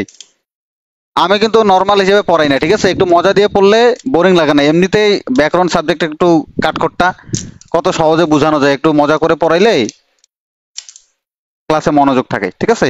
কামরুন নাহার হাসে, এটা এসকে শাহিন হাসে, বেশি হাসিও না, তোমার দাঁত খুলে পড়ে যাবে। তারপরে এটাকে সুদীপ্ত, এত হাসাহাসি করো না বাচ্চারা, এটা মাঝে মধ্যে হাসাহাসি করা লাগে, বুঝছো? খালি সারাদিন বই পড়লে হয় না, সবকিছুই করা লাগে। আচ্ছা, এরপরে দেখো, আমার সূত্র অনুযায়ী 2 নম্বর শব্দটা আমি লিখলাম মন মাঝি, মনকে ধরা যাওয়া চায়। এই মনে করো সুদীপ্ত তার গার্লফ্রেন্ডকে তার মনটা দিয়ে দিছে, কারণ ওই মন কি কখনো দেখছে কেউ? বলছে আমি তোমাকে আমার প্রাণ দিয়ে দিলাম, তোমার জন্য আমি সবকিছু করতে পারি। আর প্রাণ কি ও যে দিছে তাকে দেখা গেছে? দেখা তো আর যায় নাই, তার মানে এটা অ্যাবস্ট্রাক্ট নাউন, ঠিক আছে? কিন্তু মাঝিকে দেখা যায়, তাহলে একটাকে দেখা যায় একটাকে দেখা যায় না, এরকম যদি হয় তাহলে সেটা দিবা রূপক কর্মধারায়। এরকম অসংখ্য উদাহরণ আছে, যেমন বিষাদ সিন্ধু। বিষাদ সিন্ধু, বিষাদ মানে দুঃখ, আর সিন্ধু মানে হচ্ছে সিন্ধু নদী আছে না, সাগর, সিন্ধু নদী সাথে বিষাদের তুলনা করতেছে, তাহলে বিষাদ তো ধরা ছোঁয়া যায় না, বিধায় এটা হচ্ছে কি হবে? রূপক কর্মধারয়। আমি এখন একটা ক্লাসটা আগাই নেই খুব দ্রুত। তাহলে আমি কি বলছিলাম যে উপমান, উপমিত, রূপক, এখান থেকে অনেক অসংখ্য প্রশ্ন হয়। তাহলে এই সংজ্ঞা পড়ার মুখস্থ করার দরকার নাই, আমি যেভাবে বুঝাচ্ছি সেভাবে বুঝো। উপমানটা কেমনে চিনবা? একটা শব্দ দেয়া আছে, এটাকে উপমান, উপমিত নাকি রূপক হবে, সেটা চেনার জন্য মূল টেকনিকটা হচ্ছে শব্দটার প্রথম অংশটা দেখবা, যদি সেটা নাউন হয় এবং সেটার পরের যে শব্দটা আছে সেটা যদি হয় অ্যাডজেক্টিভ, এবং সেটা যদি মিথ্যা তুলনা সত্য তুলনা বুঝায়, সত্য যদি তুলনা বুঝায় তাহলে সেটা হচ্ছে উপমান হবে। ক্লিয়ার? এরপরে উপমিত কোনটা বলছি, যে যদি দুইটাই নাউন হয়, পূর্বপদ এবং পরপদ দুইটাই নাউন যদি হয় এবং যদি মিথ্যা তুলনা বুঝায়, অসত্য তুলনা বুঝায়, তাহলে সেটা কি হবে? সেটা হচ্ছে উপমিত হবে, ঠিক আছে? এরপরে 3 নম্বরটা কি আছে? রূপক, পূর্বপদ অ্যাবস্ট্রাক্ট নাউন হবে এবং পরপদ নর্মাল নাউন হবে, তাহলে সেটা হচ্ছে রূপক কর্মধারায়। উদাহরণ দিলে, যেমন প্রাণ পাখি, প্রাণ ধরা ছোঁয়া যায় না, অ্যাবস্ট্রাক্ট নাউন, তাহলে এটা হচ্ছে উপমিত কর্মধারয় সমাস। ক্লাসটা যারা দেখতেছো, ঠিক আছে, আমার আশা করছি সবাই খুব ভালো বুঝেছো। আর যদি বুঝতে না পারো তাহলে ক্লাসটা আরেকবার রিপিট করে দেখবা, তাহলে ইনশাল্লাহ ক্লিয়ার হবে, ঠিক আছে? আমি দেখো এতক্ষণ যে পড়াইছি একটাও কিন্তু আমি সংজ্ঞা বলি নাই, তোমাদের শব্দ দেখে, যেভাবে প্রশ্ন আসে শব্দ দেখে দেখে আমি পড়াইলাম, ঠিক আছে? হ্যাঁ, এভাবেই কিন্তু পরীক্ষায় আসে। আমি এখন যদি সংজ্ঞা করে পড়াইতাম তাহলে কিন্তু তোমাদের মাথা গোলমাল হয়ে যেত।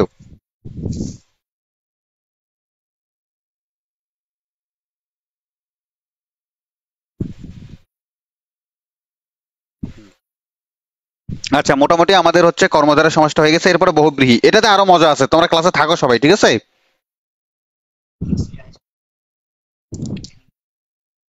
এখান থেকে 100%।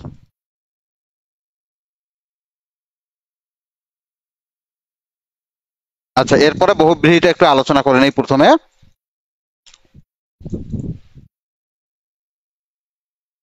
বহুব্রীহিতে যে শব্দটা সবসময় মনে রাখবা, এরা কারা রে? সুদীপ্ত বলছে কি আজ গার্লফ্রেন্ড নাই বলেই। ধৈর্য ধরো বাসা, এখনো অনেক সময় আছে।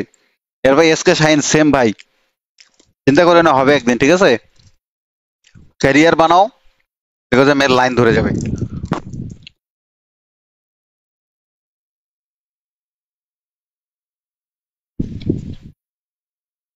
দেখো বহুব্রীহি সমাসটা কি, আমি বলছিলাম বহুব্রীহি সমাস কোনো পদ প্রাধান্য পায় না, কোনো পদ প্রাধান্য পায় না, মানে যা বলে তার অর্থ প্রকাশ না পেয়ে অন্য একটা অর্থ প্রধান প্রধান হয়। আমি কয়েকটা শব্দ এর আগে তো বলছিলাম, কোলাকুলি তো একটু আগে বললাম, হওয়ার কথা ছিল কোলে কোলে যে মিলন, হয়ে গেছে কোনটা? বুকে বুকে মিলন। তো যা বলছে তার অর্থ কি প্রকাশ পাইছে? পায়নি। এরকম আরেকটা শব্দ বলি, তোমরা অনেকে বলো না যে ওইটা হচ্ছে গায়ে পড়া স্বভাবের ছেলে, গায়ে পড়া। তাহলে যদি এখন এখানে সুদীপ্ত আছে, এখন সুদীপ্তকে যদি কেউ বলে যে সুদীপ্ত একটা গায়ে পড়া ছেলে, তার মানে কি দুজন কথা বলতেছে, ওর গায়ের মধ্যে যে উঠেছে, এটা তো করে না, তাই না? এটা বুঝায় কোনটা, যে দুজন মনে করে কথা বলতেছে, তাদের কথার মাঝখানে আরেকজন যে কথা বলতেছে, এটাকে গায়ে পড়া বলে। তাহলে বললো যে গায়ে এসে পড়ে যেই, কিন্তু অর্থ প্রকাশ পেলো কি, যে ওই আমরা বলি যে কথার ভিতরে বাম হাত ঢুকাই দিছে। বুঝতে পেরেছো? যদি এইরকম হয় তাহলে সেটাকে হচ্ছে গায়ে পড়া লোক বলা হয়। এটা সবচেয়ে বেশি সমস্যা হয়, দুইজন মানে প্রেমিক প্রেমিকে গল্প করতেছে, প্রেমের গল্প, হঠাৎ করে আরেকজন আসিয়া বলতেছে জানিস দোস্ত কি হয়েছে, কারণ দুইজন কি বলবে, এই বেটার মতো গায়ে পড়া লোক মনে হয় আর নাই। তাহলে গায়ে পড়া যেটাকে আমরা বলছি, তাহলে গায়ে এসে পড়ে না, ঠিক আছে? এরকম অসংখ্য শব্দ আছে, তাহলে ভালো করে বুঝো। এই বহুব্রীহি সমাসের কোন শব্দটা দেখে আমি শিখাচ্ছি, তাই না? তাহলে শব্দতে যদি কোনো শব্দ দ্বারা যদি দেখো যে হচ্ছে যা বলতেছে তার অর্থ প্রকাশ না পেয়ে অন্য অর্থ প্রকাশ পাচ্ছে, তাহলে চোখ বন্ধ করে সেটা কি সমাস দেখাবা? বহুব্রীহি সমাস। আমি বহুব্রীহি সমাসের আর প্রকারভেদ পড়াচ্ছি না, কারণ বহুব্রীহি সমাসের প্রকারভেদ এরকম করে আসবে না। আমি কিছু শব্দ বলতেছি, এই শব্দগুলো নোট করে নাও, তাহলে মোটামুটি হবে।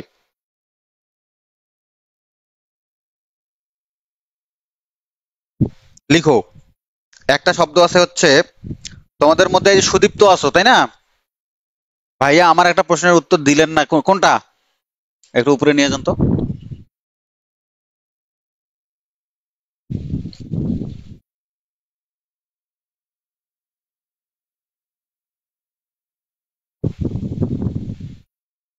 আচ্ছা ভাইয়া, আমার এসএসসি রেজাল্ট 4.4, আমার নওগাঁ আইএসটি তে চান্স পাইতে কত এমসিকিউ হবে? তোমার যদি 65 এর উপরে থাকলে তোমার চান্স হয়ে যাবে, ঠিক আছে? প্রশ্ন খুব সোজা হয়, একটু ভালো করে পড়ো, হয়ে যাবে, হ্যাঁ? আচ্ছা সুদীপ্ত, তোমারই তো দরকার। সুদীপ্ত দেখো, অনেকে আর যদি কারো কমেন্ট যদি না পড়ে, তোমরা একটু কাইন্ডলি আর একটু রিপিট করো, কারণ কমেন্ট গুলো পিছনে যাচ্ছে তো। তটিনী জাহান, তটিনী জাহান হাসে, ও হাসছে অনেকক্ষণ আগেই, এখন আর হাসিও না, বেশি হাসলে দাঁত টাত খুলে যাবে তখন। আচ্ছা, এতগুলা না রে, তোমার হচ্ছে এটা কম্পিটিটিভ এক্সাম তো, প্রশ্ন সোজা হয়, বুঝতে পেরেছো? একটু ভালো করে পড়লে তুমি এমনিতে কারেক্ট করতে পারবা, খুব বেশি কঠিন হয় না। যেমন এখন আমরা বহুব্রীহি সমাসটা একটু বলি। বহুব্রীহি সমাসের মনে করবা যে যা বলে তার অর্থ প্রকাশ পায় না, অন্য একটা অর্থ প্রকাশ পায়। যেমন একটা শব্দ আমি বলি যে হচ্ছে, এই যে সুদীপ্তকে আরো বলতেছি, আম, একটা শব্দ বলেছে বিনা পানি, বিনা পানি, এটা মূর্ধন্য, ঠিক আছে? এই বিনা, এটা একটা বাদ্যযন্ত্র, আর এই পানি মানে কিন্তু হাত, এই পয়কার পা, এটা কিন্তু মূর্ধন্য, ঠিক আছে? একবার হচ্ছে এই যে এইটার উচ্চারণ কি বলো দেখি, আর এইটার উচ্চারণ, এইটার উচ্চারণ একবার আমি নোয়াখালীতে ক্লাস নিতে গেছি, এইটার উচ্চারণ কি করছে জানো? এটার নাম নাকি হ্যাটকাটা মদিনার শ। হ্যাঁ, নোয়াখালীতে ওরা পকে বলে হ, আর এইটাকে উচ্চারণ করে এইটার নাম নাকি মদিনার ন, মূর্ধন্য উচ্চারণ করতে পারতেছে না, বুঝছো? আর এইটাকে বলে, এইটা নাকি না হচ্ছে, এটার নাম কি হচ্ছে হাঁটুভাঙ্গা দ, আর এইটাকে বলে যে এটার নাম নাকি কান মুসুরি ধ, এটা নাকি কান মুসুরাইছে। কারণ বলো এটাকে কান কি মুসুরানো আছে? এগুলো আমাদের আঞ্চলিক কিছু আছে, যাই হোক। এটা মনে করবা যে এটা কি,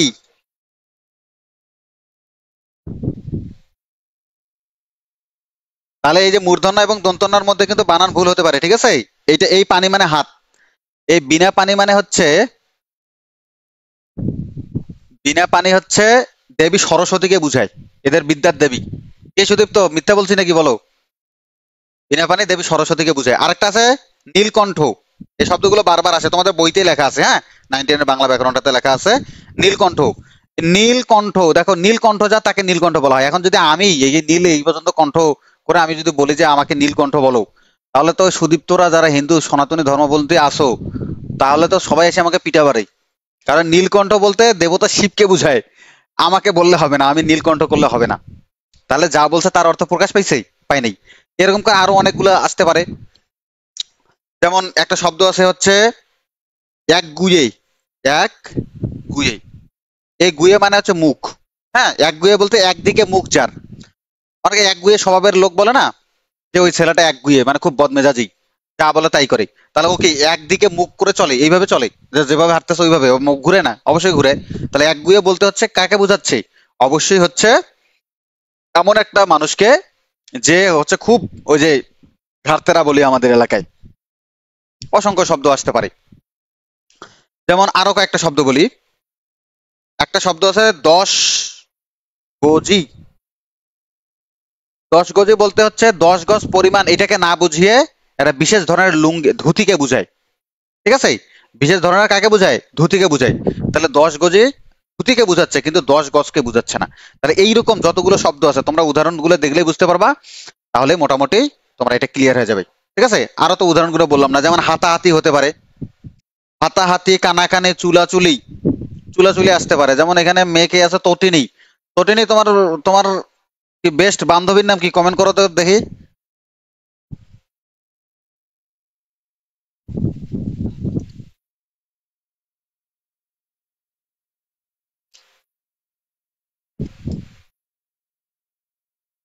যেমন হাতাহাতি একটা বলি, হাতে হাতে যে লড়াই, আসলে হাতাহাতি যেমন কেউ বলে যে ওরা দুজনে হাতাহাতি করছে, ওরা কি হাতে হাতে মারামারি করছে? হাতে হাতে তো মারামারি করা সম্ভব না, হাতে গালে হতে পারে। ওই যে কল্পনা চলে আসছে, তটিনীর বান্ধবী কল্পনা, ঠিক আছে? দুইজনে মনে করো যে কেউ একজন বললো যে কল্পনা আর তটিনী দুইজনে হচ্ছে চুলাচুলি করতেছে। এটার অর্থ কি বোঝাচ্ছে? যে চুলে চুলে যে লড়াই বা মারামারি। এখন তোমরা বলো চুলে চুলে কি কখনো মারামারি হতে পারে? এটা কি সম্ভব? অফকোর্স নট, তাই না? তাহলে চুলে আর একজনের চুল আর একজনের হাত, এই দুইজনে হতে পারে, কিন্তু চুলাচুলি বলতে হচ্ছে দুজনের চুলকে বুঝাচ্ছে, এটা সম্ভব নয়। তাহলে বহুব্রীহি সমাজ মানে হচ্ছে মানে একদম সোজা সংজ্ঞা, যে শব্দগুলো যা বলে তার অর্থ প্রকাশ পায় নাই, অন্য অর্থ প্রকাশ পাইছে, একদম চোখ বন্ধ করে সেটা বহুব্রীহি সমাজ দেখাই দিবে। ক্লিয়ার? এরপরে লাস্ট ওয়ান আমাদের হচ্ছে তৎপুরুষ সমাজ যেটা আছে সেটা নিয়ে একটু কথা বলি। তৎপুরুষ, এটা একটু সমস্যা, এটাও কিন্তু পরপদ প্রধান, তাই না? পরপদ প্রধান। এই কল্পনাকে আমার সালাম দিয়ে দিও।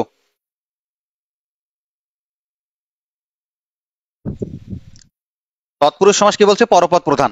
এবং এখানে একটা বেশি ইম্পর্টেন্ট, এটা একটা জিনিস মনে রাখবা যে এই তৎপুরুষ সমাসের পূর্ব যে পদটা থাকে, পূর্ব পদে বিভক্তি লোপ পায়, বিভক্তি লোপ পায়, অথবা এখানে আরেকটা লিখে অনুসর্গ লোপ পায়। এখন বিভক্তি কাকে বলে, অনুসর্গ কাকে বলে, এটা একটু তোমাদেরকে আমি একটু ভালো করে বুঝাই দেই, তাহলে তোমরা ক্লিয়ার হবা। দেখো আমি একটা শব্দ লিখতেছি, Dhaka is the capital of Bangladesh. এটার বাংলা কি? ঢাকা বাংলাদেশের রাজধানী, তাই না? ঢাকা বাংলাদেশের,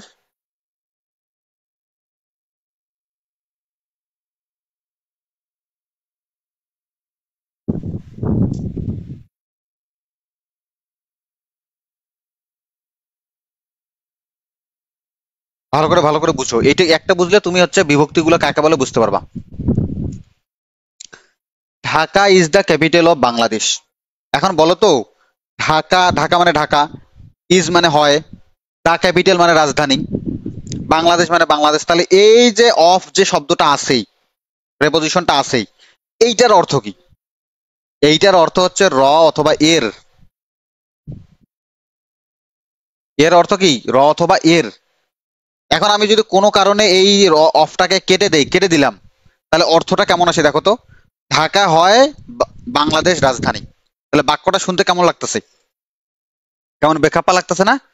যখন আমি বলতে ঢাকা বাংলাদেশের, এই যে দেখো একটা এ আর র আছে, এইটা যখন বলতেছি তখন কিন্তু এই ঢাকা এবং রাজধানী, বাংলাদেশ এবং রাজধানীর মধ্যে একটা সম্পর্ক ক্রিয়েট হয়ে গেছে, শুনতে ভালো লাগতেছে। এইটাকেই বলা হয় বিভক্তি। এটাকে কি বলা হয়? বিভক্তি। ভালো করে বুঝো। Dhaka is the capital of Bangladesh, অফকে আমি কেটে দিলাম, তাহলে অর্থ আসতেছে ঢাকা হয় বাংলাদেশ রাজধানী। কেমন বেখাপ্পা? আর যখন আমি বলবো যে ঢাকা বাংলাদেশের রাজধানী, তখন কিন্তু বাক্যটা পরিপূর্ণ, শুনতে ভালো লাগতেছে। এটাই হচ্ছে বিভক্তি। এই যে এখানে কিন্তু একটা এর আছে, এর শব্দের শেষে এর আছে, এটাই হলো বিভক্তি। এখন তোমরা বলো না তোমার জন্য আমি প্রাণ দিতে পারি, এখন এই জন্যটাকে আমি কেটে দিলাম, তোমার জন্যটাকে আমি কেটে দিলাম, এখন বলো তো তোমার প্রাণ দিতে পারি, কেমন হয় বাক্যটা? হচ্ছে ভালো? খারাপ লাগতেছে না? তাহলে তোমার জন্য, এই জন্য শব্দটাকে তুমি বিভক্তি অথবা অনুসর্গ বলতে পারো, ঠিক আছে? তাহলে এই বিভক্তি বা অনুসর্গের কাজ কি? দুইটা শব্দের সাথে বসেই মাঝখানে ওই হচ্ছে একটা সংযোগ স্থাপন করে, শুনতে ভালো লাগে। অনেক উদাহরণ দিতে পারি আমরা। যেমন আমি বললাম যে তোমাকে দিয়ে এই কাজ হবে না, তাহলে তোমাকে এরপরে দিয়ে যে শব্দটা আছে, এই শব্দটা যদি না থাকতো তাহলে কিন্তু তোমাকে দিয়ে কাজ হবে না, এই কাজের সাথে কিন্তু সম্পর্কটা থাকতো না। এটাই হচ্ছে বিভক্তি, ঠিক আছে? তাহলে এই প্রেপোজিশন গুলো যেমন হচ্ছে বাক্যে বলে লিঙ্ক তৈরি করে একটা শব্দের সাথে আরেকটা শব্দের, বিভক্তিগুলো সেম কাজ করে। এটুকু তো এই পর্যন্ত ক্লিয়ার, তাই না? এই বিভক্তিগুলো আমাদের একটু দেখতে হবে, কারণ বিভক্তি অনেক প্রকার হতে পারে। তোমাদের 9-10 এর যে পুরাতন যেটা আছে সেই অনুযায়ী বিভক্তি এখানে মাত্র 3 প্রকার আলোচনা করা আছে। আমি কয়েকটা লিখে দেই, সেটা এই কয়েকটা একটু খালি মনে রাখো, তাহলেই হবে। এইটা অনুযায়ী তুমি তৎপুরুষ সমাজটা মোটামুটি ক্লিয়ার করতে পারবা।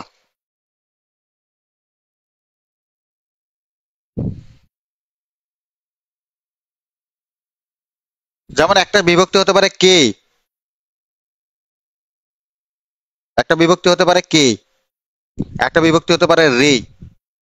যেমন আমরা বলি না তোমাকে, তাহলে মূল শব্দ কিন্তু ছিল তুমি, হ্যাঁ, তুমি প্লাস কে হয়ে গেছে তোমাকে।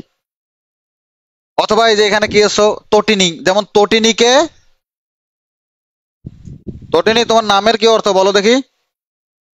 তটিনীকে যেতে দাও, একটা শব্দ বললাম। আচ্ছা বলো তো তটিনীকে যেতে দাও, কে এটা আলাদাভাবে যুক্ত হয়েছে না? এই আলাদাভাবে যে যুক্ত হলো, এটাই হচ্ছে বিভক্তি, ঠিক আছে? অথবা আমরা বলতে পারি তটিনীদের 4টে গরু আছে, এই যে দের, এইটা একটা বিভক্তি বলা যাবে, র বা এর আছে, এইটা হচ্ছে বিভক্তি। তাহলে বিভক্তি হচ্ছে সাধারণত কে রে, আরো কয়েকটা লিখি,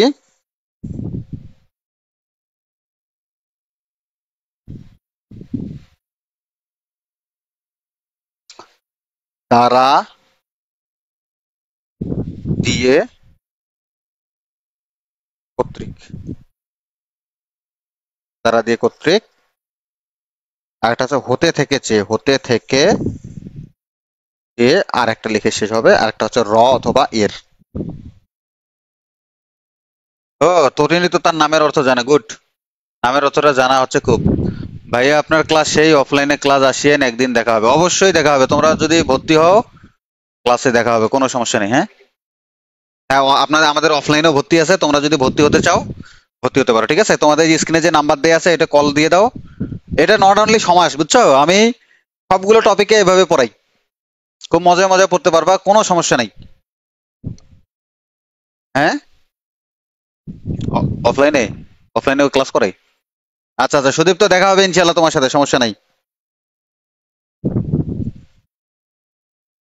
আচ্ছা এখন দেখো, তাহলে এইটা হচ্ছে বিভক্তি, ঠিক আছে? এখন তৎপুরুষ সমাসের সংজ্ঞাটা একটু বলি, যে এখানে বলা হয় যে পূর্ব পদে একটা বিভক্তি লোপ পাবে।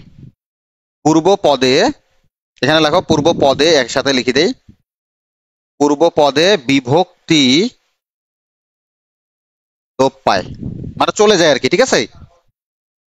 পূর্ব পদে লোপ পাবে, এইটা 1 নম্বর সূত্র। 2 নম্বর হচ্ছে, ওটা তো আমি বলছি বারবার, পরপদ প্রধান, পরপদ প্রধান। তাহলে তৎপুরুষ সমাস হওয়ার জন্য অবশ্যই পূর্ব পদে একটা বিভক্তি লোপ পাবে, ঠিক আছে? এই যে একটু আগে আমি বলছিলাম বই পড়া,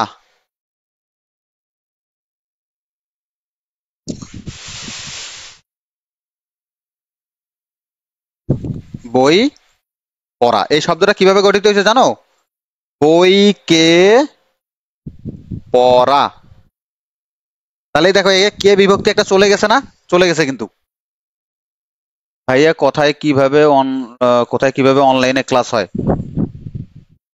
আর ভর্তি হব কেমন করে? তোমরা হচ্ছে ওই যে নাম্বারটা দেয়া আছে উপরে, দেখো মেসেজে দেয়া আছে, সেই নাম্বারটা অনুযায়ী তোমরা হচ্ছে ফোন করো। ওখানে ফোন করলে তোমাকে ডিটেলস বলে দিবে, ঠিক আছে? তাহলে দেখো বইকে পড়া, এটাকে কি বলা হয়? বই পড়া। তাহলে দেখো তো এখানে কে একটা বিভক্তি লোপ পাইছে না? একটু আগে লিখলাম কে বিভক্তিটা লোপ পাইছে। এরপরে যদি আমি তটিনীকে বলি যে শাড়িকে পরা, তটিনী শাড়ি পরছে, শাড়িকে পরা, তাহলে কি হবে? শাড়ি পরা। তাহলে শাড়ি থাকলে কি হবে? এটাকে পরতে হবে তো নাকি? তাহলে না মানুষ প্রশংসা করবে। মেয়েরা শাড়ি পরতে খুব পছন্দ করে, বুঝছো? ও তটিনী, তুমিও অফলাইনে ক্লাস করো, গুড। তাহলে শাড়িকে পরতে হবে, তাই না? এই শাড়ি পরা নিয়ে অনেক কথা আছে। মেয়েরা শাড়ি পরতে অনেক ভালোবাসে। আমি যখন ইউনিভার্সিটিতে ছিলাম তখন আমাদের হচ্ছে ওই যে প্রেজেন্টেশন থাকতো, হ্যাঁ, তা আমরা ছেলেরা প্রেজেন্টেশন দিতে চাইতাম না। মেয়েরা প্রেজেন্টেশন দেওয়ার জন্য খুব ব্যস্ত। পড়াশোনা কি হয়েছে না হয়েছে তার চেয়ে হচ্ছে প্রেজেন্টেশন দিবে। কারণ কি জানো? কারণ ওই দিন ওদেরকে শাড়ি পরে আসতে হয়। আর আমরা ছেলেরা প্রেজেন্টেশন নিব, স্যার কি বলে, কি কোশ্চেন করবে না করবে আমরা দিতে। ওরা কি করতো? ওই শাড়ি পরে আসতো। আর পড়ালেখা কিন্তু কেউ করেনি, আমরাও করি না, ওরা করেনি। ওরা কি করতো? ওই শাড়ি পরে এসে ওরা ছবি তুলতো, বারবার করে খালি ছবি ছবি তুলে। এবং নারীতেই শাড়িতেই নারী একটা কথা আছে না? আমি নিজেও ওই শাড়ি পরা মেয়েকে খুব পছন্দ করি, হ্যাঁ। এটা এটা এটা সবাই, ঠিক আছে। আচ্ছা, এরপর একটু আগাই ক্লাসটা, হ্যাঁ। দেখো, পূর্বপদে যদি বিভক্তি লোপ পায়, বিভক্তি বা উপসর্গ লোপ পায় এবং পরপদের অর্থ যদি প্রাধান্য পায়, তাহলে সেটাকে হচ্ছে তোমরা কি বলবা? সেটা হচ্ছে তৎপুরুষ সমাস, ঠিক আছে। তৎপুরুষ সমাসের আমি কিছু উদাহরণ দেই, তাহলে বুঝতে পারবা। এটা কেরে সুদীপ্ত ভাইয়া, কোনো ক্রাশ ট্রাশ আছে নাকি? ওগুলা ক্রাশ ট্রাশ সব শেষ হয়ে গেছে রে, সময় শেষ। ডেট ডেট এক্সপায়ার হয়ে গেছে আমাদের। এখন তোদেরই হচ্ছে সময়। তোমাদেরকে কি বলা হচ্ছে? জেন জি। মানে তোমরা হচ্ছে একটা সরকারকে পতন করে দিচ্ছ, এটা বিশাল ব্যাপার। যদি এখনো ভালো করে পড়াশোনা করো, তোমাদের মধ্যে যে স্পৃহা আছে এটা 100% চান্স পাবা। টেনশন করার কিছু নেই, ঠিক আছে। দেখো তৎপুরুষ সমাসটা আর একটু আগায় নিয়ে বলি। তৎপুরুষ সমাসে অবশ্যই পূর্বপদে বিভক্তি লোপ পাবে এবং পরপদটা অর্থ প্রাধান্য পাবে। এবং আমি তোমাকে ওই একটু আগে যে পড়াইছিলাম, কর্মধারয় সমাসে কিন্তু পরপদ লোপ পায়, প্রাধান্য পায়, কিন্তু তুলনা বুঝায়। কর্মধারয় সমাসে অবশ্যই তুলনা বুঝাবে, কিন্তু তৎপুরুষ সমাসে তুলনা বুঝাবে না। তাহলে তুলনা না বুঝালে তুমি চোখ বন্ধ করে সেটা কি করবা? অবশ্যই হচ্ছে সেটা তৎপুরুষ সমাস হবে। যেমন অনেকগুলো উদাহরণ বলি। যেমন একটা শব্দ বলি হচ্ছে যে হচ্ছে অশ্বের ডিম্ব। অশ্ব মানে ঘোড়া, হ্যাঁ, আর ডিম্ব তো মানে চিনই, ঘোড়ার ডিম, ঠিক আছে। এই শব্দটা হয়ে গেছে অশ্ব ডিম্ব, অশ্ব ডিম্ব।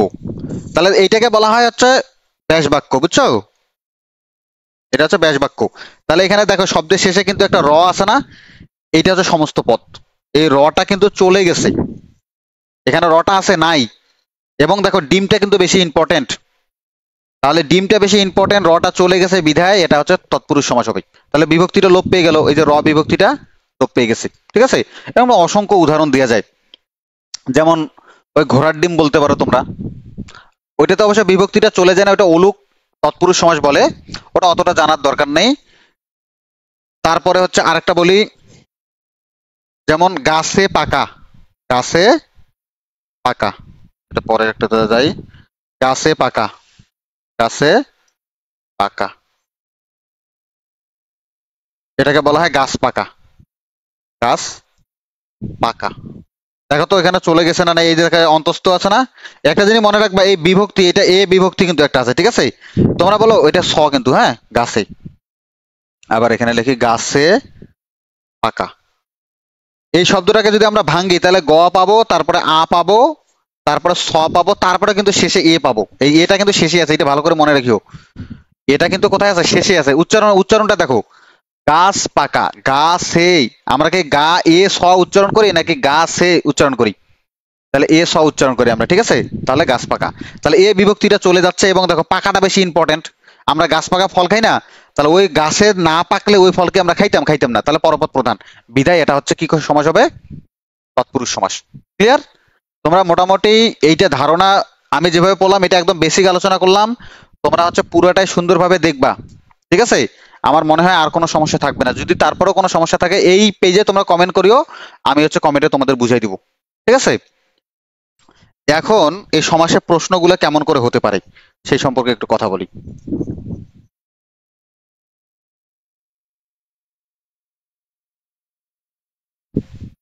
যেমন একটা শব্দ তোমাকে দিছে, তোমাকে বললো যে ওই যে ঘর জামাই শব্দটায়,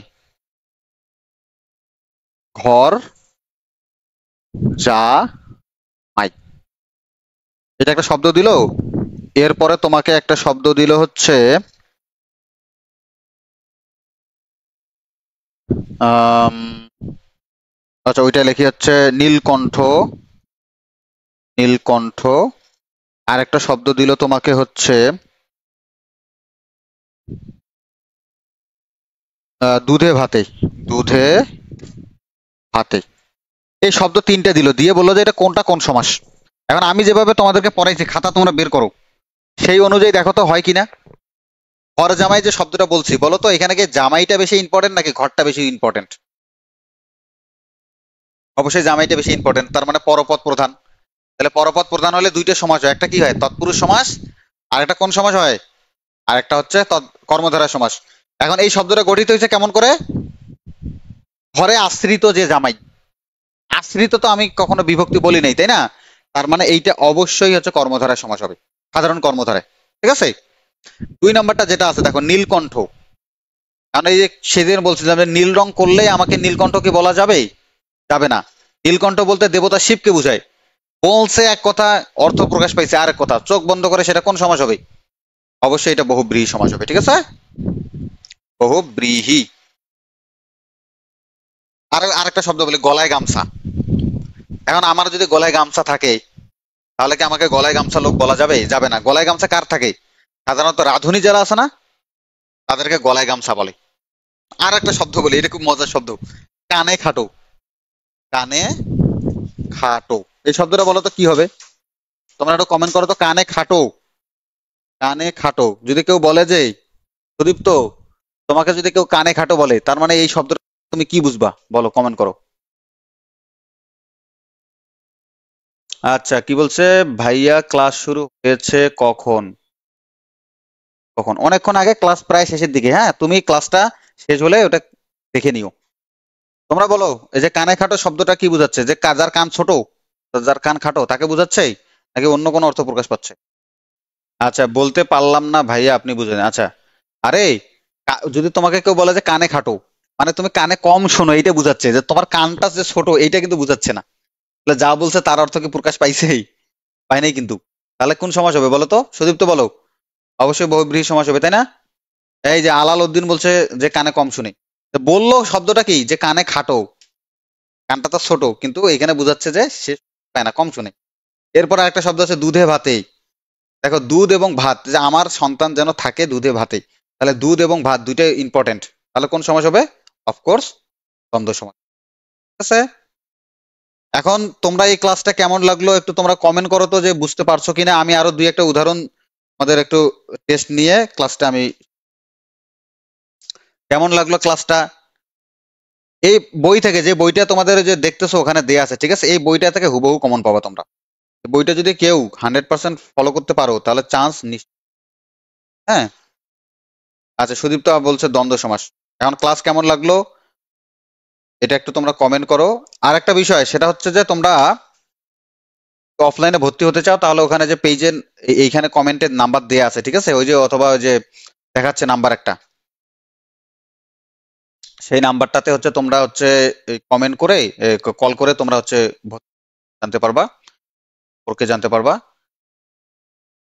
আচ্ছা অনেকে কমেন্ট করতে, অনেক ভালো ছিল আজকের ক্লাস। তাহলে ভালো যদি ক্লাসটা হয় তোমরা শেয়ার করে দাও না কেন, ফ্রেন্ডদেরকে বলো না কেন? আচ্ছা অনেক ভালো লাগছে অনেকে, আর অফলাইনে ক্লাসে আসবেন কিন্তু। আচ্ছা ট্রাই করবো, অবশ্যই থাকবো আমি, সমস্যা নেই। হ্যাঁ, অনলাইনে তোমাদের দেখা হবে। তোমাদের যে কোনো যে প্রবলেম গুলো আছে, ঠিক আছে, সেই প্রবলেম গুলো তোমরা নিয়ে আসবে।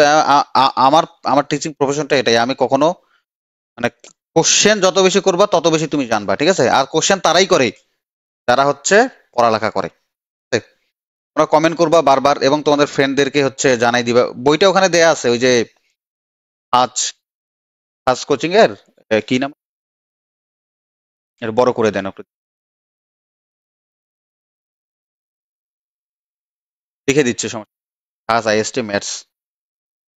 তোমরা যারা পরে জয়েন করছো ক্লাসটাতে, হ্যাঁ, তারা ক্লাসটা হচ্ছে এখানে থেকেই গেল, আর ক্লাসটা দেখে দেখে যেভাবে পড়াইলাম এভাবে খাতায় নোট করে নিয়ে বইয়ের সাথে মিলে পড়বা। আর যারা অফলাইনে ভর্তি হতে চাচ্ছ তারা তো অবশ্যই ওয়েলকাম, কারণ অফলাইনে আমি অনলাইনে যেভাবে পড়াইলাম অফলাইন এর চেয়ে ভালো হয়, কারণ অফলাইনে এই অনলাইনে হচ্ছে সব কথা বলা যায় না, ঠিক আছে। অনেকভাবে অনেক বিষয় উপস্থাপন করা যায়। অফলাইনে ভর্তি হতে চাও তোমাদের ফ্রেন্ডদেরকে মেনশন করে দাও, এই নাম্বারে কল দিয়ে তোমরা ভর্তি হয়ে যাও, তাহলে তোমাদের সবার সাথে দেখা হবে, আছে কথা। তাহলে আপাতত আজকে থাক।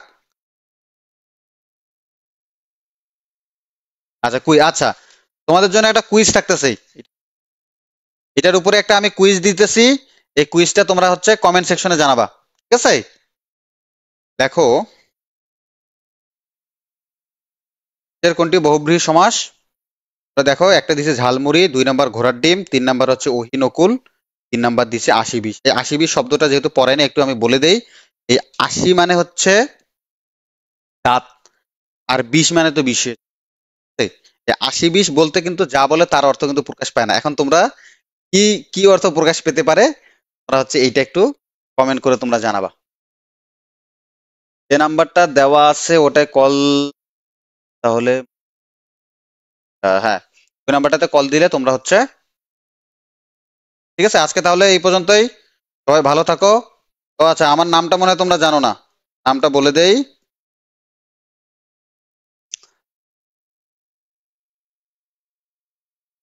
আমার নাম হচ্ছে ইখলাস,